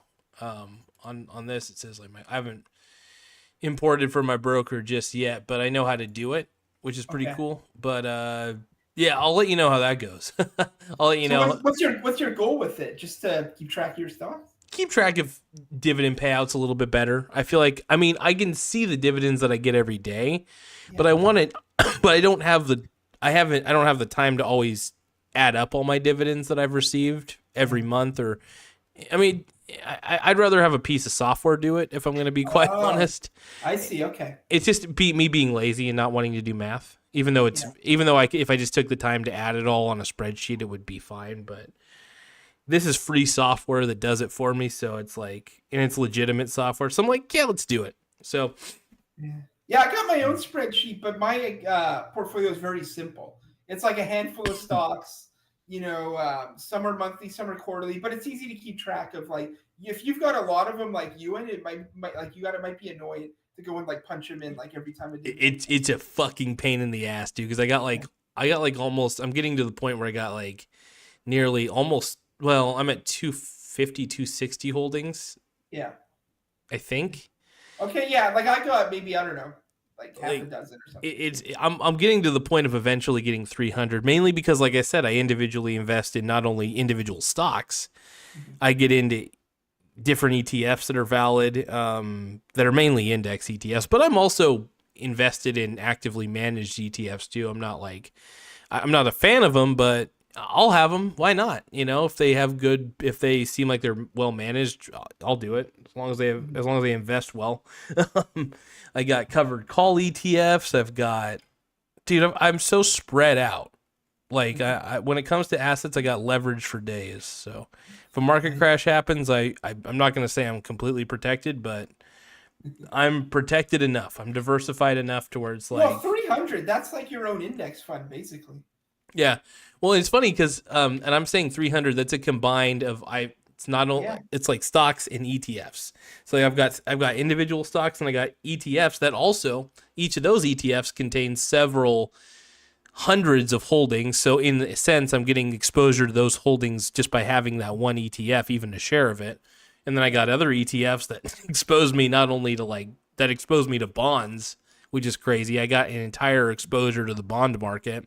Yeah. I got an ETF that gives me a complete exposure to international stocks. So when it comes down to it, as long as I'm diversified, that is the key. The key is to be massively diversified. I don't really care about how my portfolio is weighted. That really doesn't matter to me at all. I don't focus on what. It's funny. A lot of people say you got to focus on portfolio weighting, and I think that is probably the least of my worries is portfolio weighting. I just want to be as diversified as I possibly can. I want to be exposed to as many different asset classes and assets as I can, and just in general. Yeah. So if I do that, I feel like I've done the right thing. And that's my simple belief, and I'm sticking to it. Yeah, you need something to keep track of it for you. If you've got that many, I wouldn't be able to do it. I would just be logging in. It'd be annoying. It's such a waste of time. It really is, and it's one of those things that you have to keep up. Also, another thing that's annoying is keeping up on the dividend increases, which I love dividend increases. I love the fact that I'm getting more money because they're raising the dividend, but it's keeping track of that is not something I care to do. And what's great about this is it lets me generate a report for my brokerage account. And then I take that report, which is in the CSV file, plug it into the software. It does what it needs to do with that data. And it's for free. So it's it gives you there's a premium version of it that gives you other features, but all I really need it to do is tell me how much I'm getting in dividends, and that's exactly what it does. One of the things it does. So if it can tell me that, and if it can order, let me know how well I'm doing with my dividend payouts, I can at least know without a shadow of a doubt how much I'm really making in dividends every single month on average. That's my goal. So I feel like I just don't do that effectively because of how many holdings I have and the fact that I've probably made some math errors. There's probably been some mathematical errors I made that I'm not accounting for. So, yeah, if I had that many, I wouldn't even keep track of it. I would just look in my account, see how much cash I got from dividends. See how much I'm getting every day. I get a dividend every day. I get a dividend, even if it's small, even if I'm getting a total of $4 to $7, I'm getting it because I'm so spread out that every single stock I have pays at a different date within the quarter. Do you remember that stock I told you about, those warehouses in Texas, Shallow Bay Light Industrial from Allstate Industrial Properties? Wasn't that the one that was really low cost that you even got to talk to the CEO or something, or you got to talk to somebody? Yeah. How did that go? It's good, but the thing is, they ceased trading this week. Because they ceased trading early in the week because they ran out of cash and they couldn't afford to complete their 2023 audited financial statement. Oh shit! Damn, dude. So the stock market they're on, the TSX Venture in Canada, shut them down and ceased trading. And then anyway, long story short, though, they came up with the money and they got their audited financial statement done and submitted. So trading was back on Friday, but they were shut down for a couple of days. So. Shit. So it's just, it's a small company. They're building more, but it's a long story. They're restructuring things. They're working with what's that bank? Edward Jones, and they're trying to combine the developer who's building the industrial with the REIT itself. Their goal was to have them as two separate things because it's all the same owners of both, but the REIT was going to be a spinoff that paid dividends basically, but they didn't raise enough money to actually buy the properties that were supposed to make up in the REIT. So now they've done some other thing. I think they've let a bank buy a bunch of shares and raise the money that way or something. But anyway, we're back to trading. It's still full steam ahead. I got 2,000 shares of it. I'm going to try adding more next time I get some money. But I had to buy a TV. I bought a $1,300 TV. I bought a Samsung 55-inch 4K QLED TV because all I have is a tiny one in my computer. I got a computer monitor, but basically my niece might come visit like in a month or so, and she loves movies, so I needed like a big TV. So and also for me, like eventually I was gonna have to get one. So I sold some shares of some other thing I had just to come up with a quick $1,000, and then I bought the TV. But yeah, I'll re-add them later. But oh hell yeah, anyway, yeah, that's what I've been doing. But I was up, I think I was up like 1,500 or something on that stock anyway, so it all kind of evened out. But yeah. but anyway, that's what's going on with me. I bought a TV, but yeah, it's at 50 cents a share for all states, and I think they have two facilities like fully rented out, and that they're getting rents from. But they have another 12 that are currently in development that they want to purchase, and then once those are done, they want to start expanding like outside of Texas. They want to go like national. So that's why they're at 50 cents a share now. I'm going to try and add more when I get more money. Maybe I'll try and get up to 10,000 shares or something, and just hope it ever goes to like. I mean, what is that? If it ever goes to $10, that's like $100,000. So we'll see. Yeah. So I recommend AIP. I don't know. See, it's on the Canadian exchange though. That's the problem for you. Yeah, you can still buy it, but it's just. I think I would have to do like an over-the-counter thing. Actually, hold on. Let me look in Google real quick, and I'm gonna ask. AIP.U is the sign. Well, I was gonna ask it. Can I purchase stocks from the Toronto Stock Exchange? You can. I think you can. From the U.S. But you'd have to pay a 15% tax on your dividends. Oh, 15%. Fuck. Fuck. That sucks. Hold on. Okay, it says how to buy TSX stocks in the U.S. U.S. investors can purchase stocks traded on the TSXV directly using brokerage accounts that support such foreign trades. Right. If you do not have a brokerage account, call your bank and ask to set it. I might be able to actually. I bet I could probably buy something from Schwab. Maybe. I don't know. Yeah, I mean, I could buy U.S. stocks, but it's the same thing. I would pay a 15% tax on the dividends. See, and that kind of, damn, that's a, well, I mean, I think there's going to always naturally be taxes regardless on dividends. Yeah.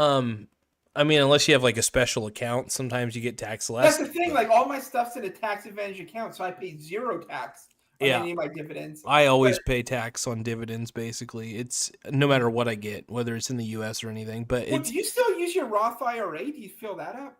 Oh, I don't. I just use a straight up individual brokerage. It's not tax efficient. I'm going to say that right now. Not in any way. There is. Are you putting anything in your Roth IRA though? Oh, I don't have one. Well, aren't they free? Can you get one? I mean, probably. I've never. I know this sounds really ridiculous and naive of me, but I don't have as far as I know, I don't have a 401k. I don't have a Roth IRA. I just have individual brokerage accounts. And honestly, as long as I can invest, that's all I care about. Even if I get taxed, I like having some control. A Roth IRA you can't use until you're 59 and a half anyway. So. Oh, are you serious? Well, no, you can't.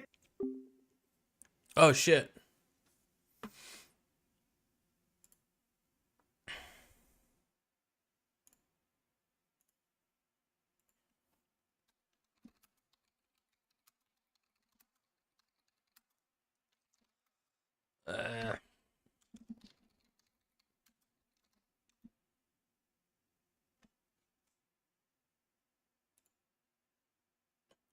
Yeah, sorry about it. Yeah, so it's all right. The Google meeting basically had a time limit on it because I don't have the Google subscription for Google Meet, unfortunately. So that's a little bit lame. But anyway, so what you were saying though, Tim, I think I was getting the gist of it, because you can't use a Roth IRA for like what until you can't actually take advantage of what's in there until you're 59. I will say this though about my brokerage account, I at least get access to my dividends whenever I need them. I may not be in a tax advantaged account, and yes, I get taxed on my dividends for sure, but at least I've got full control. And that's what I really want the most, is full control over how I can invest. And I feel like in a weird way, a Roth IRA, Tim is saying anyway you pay a penalty from withdrawing from the Roth IRA before age 59. Now, yeah, see, I my goal is to be able to retire early. And I feel that if a Roth IRA, while it's tax advantaged, sure, that's cool. But my problem with a tax advantage account is not that it's tax advantage, is that I can't get get a dividend payout. I can't use my dividends really. I mean, I could probably use the dividends that I get. I'm a little ignorant. Don't get me wrong. I'm a little ignorant to Roth IRAs, but even the dividends, I don't think you can take out the dividends without getting a penalty. I think you have to reinvest the dividends if you have a Roth IRA. I'm not talk to a financial advisor about this, people, because I don't know. Let me go back to normal mode real quick. Overall, oh, sorry, he's got the burps. I was trying to think what I was trying to say, but I kind of lost it. Okay, so what I think I'm trying to say is that I like having just a brokerage account, right? Like a Robinhood or a Charles Schwab, you name it. Anybody can use whatever they want, I don't care. But I think an individual brokerage account is a good thing because you get full control. You still get taxed on your dividends. Any profits that you get taxed on your profits for whatever sale you make. Tim also says, correct, you pay a penalty from withdrawing capital gains or dividends from a Roth IRA before the... Yeah, it feels like a trap, because if you really do need the money... I'll give you an example. The dividends that I get from my portfolio, I tend to use towards, paying off interest a little bit early for my car loan, for example. I like to use my assets to pay off my liabilities, and having a Roth IRA doesn't really give me that ability. And I'm a buy and hold forever kind of guy. I'm not going to sell my assets, but I want to be able to use the dividends that I get from the stocks and whatever I have. I want to be able to use it the way I want to use it. I feel with a Roth IRA, I wouldn't be able to use my dividend to pay off a car loan or to pay a bill or to reinvest in whatever I choose to reinvest. You know what I mean? So it's like, I feel like there's a lack of control with those things. And that's one of the reasons why I never had any interest, because I knew that deep down, I'm a good investor. I know exactly how to remain diversified. I know exactly not to sell. The stock market could crash. I'm not going to sell any of my positions. I'm going to just buy more of what's out there and take home the benefit. When the real estate investment trusts were collapsing, I bought them at really low prices, which meant I had them at higher yields. It worked out in the end. I'm actually trying to keep tabs and see if the hold on, I'm going to see if those lights are showing up real quick.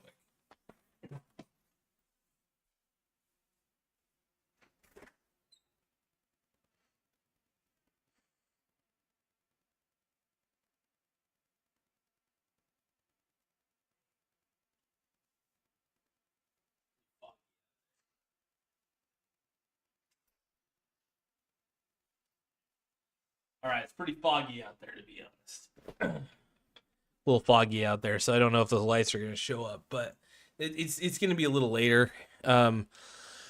Hopefully by 11 it clears up. Really crossing my fingers here.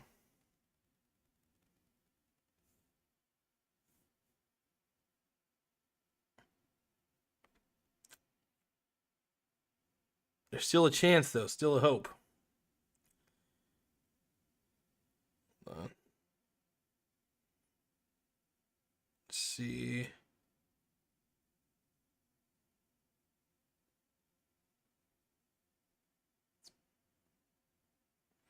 All right. There we go. All right. Just checking something real quick. So, overall, oh, man. I'm really hoping to be able to see those lights tonight, just because I'm going to make sure that my girlfriend's at least going to be able to see him. I really want her to see him more than anything, because it's something that she's desperately wanted to see. It's a big deal to her, so just want to make sure she's good. Yeah, but overall, man, that's the thing. I feel like there's a lack of control with a Roth IRA. So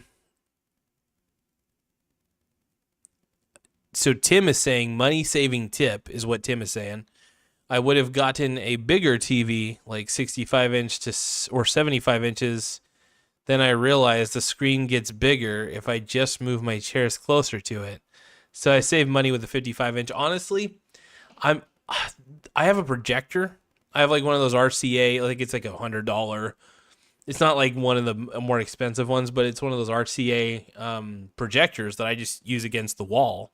And honestly, it's better than, well, it's not like better quality than any TV, but it's like, it gets the job done. Honestly, if you just can view, I don't really even I don't have a TV in my house except for monitors. My projector is the closest thing I have to a TV. It really is. Like, it's one of those like Roku smart projectors, which is kind of tight. I recommend, I wouldn't, well, I think it's easier to have a projector than it is to have a TV. It's funny. I've got like fucking 3 computer monitors, but no like no real TV, just a projector. So I think a projector does the trick, but honestly, a big TV is always cool too. 55-inch TV, in my opinion, is pretty fucking big. So it's pretty tight. So, dude, kudos to Tim getting a new TV, by the way. Kudos, brother. Kudos to that. Salute. But put this back on real quick. I've been on the stream for a little too long, man. I gotta eat something real fast and probably chill out outside. Try to see if I can catch those northern lights. I'm really hoping the northern lights come down here. But anyway, man, Tim, thanks for being on. Hey, always skeptical. Wherever you're at, partner. I just hope you have an incredible night, bro. Hopefully there wasn't like any major power outage. Hopefully you just had to go or something. But always skeptical, man. Thank you for being on. Tim is saying one more comment I'm going to read from Tim. Tim said, found an old interview from Smashing Pumpkins in 1992 from a local Chicago newspaper. Two out of the 4 members listed Star Trek The Next Generation as their favorite show. My man, dude. Holy shit. Dude, Star Trek TNG was honestly the tits back in the day. Fuck, I remember the first time I watched an episode when I was like really, really young. And that Next Generation was my first exposure to Star Trek. And to this day, I still prefer Star Trek The Next Generation out of all the series, even the original. The original series is fantastic, by the way, but TNG just gets me going, bro. Boy. Woo. But anyway, that's incredible, man. Dude. I think it's funny, a lot of those major stars really love Star Trek, dude. Like, it had a major impact on them. Super cool. All right, everybody, I'm out. I gotta jet. I gotta eat something, and I'm gonna kind of rest for a little bit, probably clean up the place a little. I'm just getting ready for those Northern Light shows, man. It's gonna be incredible. I'm really hoping it shows up tonight. Praying. All right, we'll catch y'all later. Just have a good night, all right? Tim, thank you for being on, my man. And always skeptical, like I said. Hope all is well.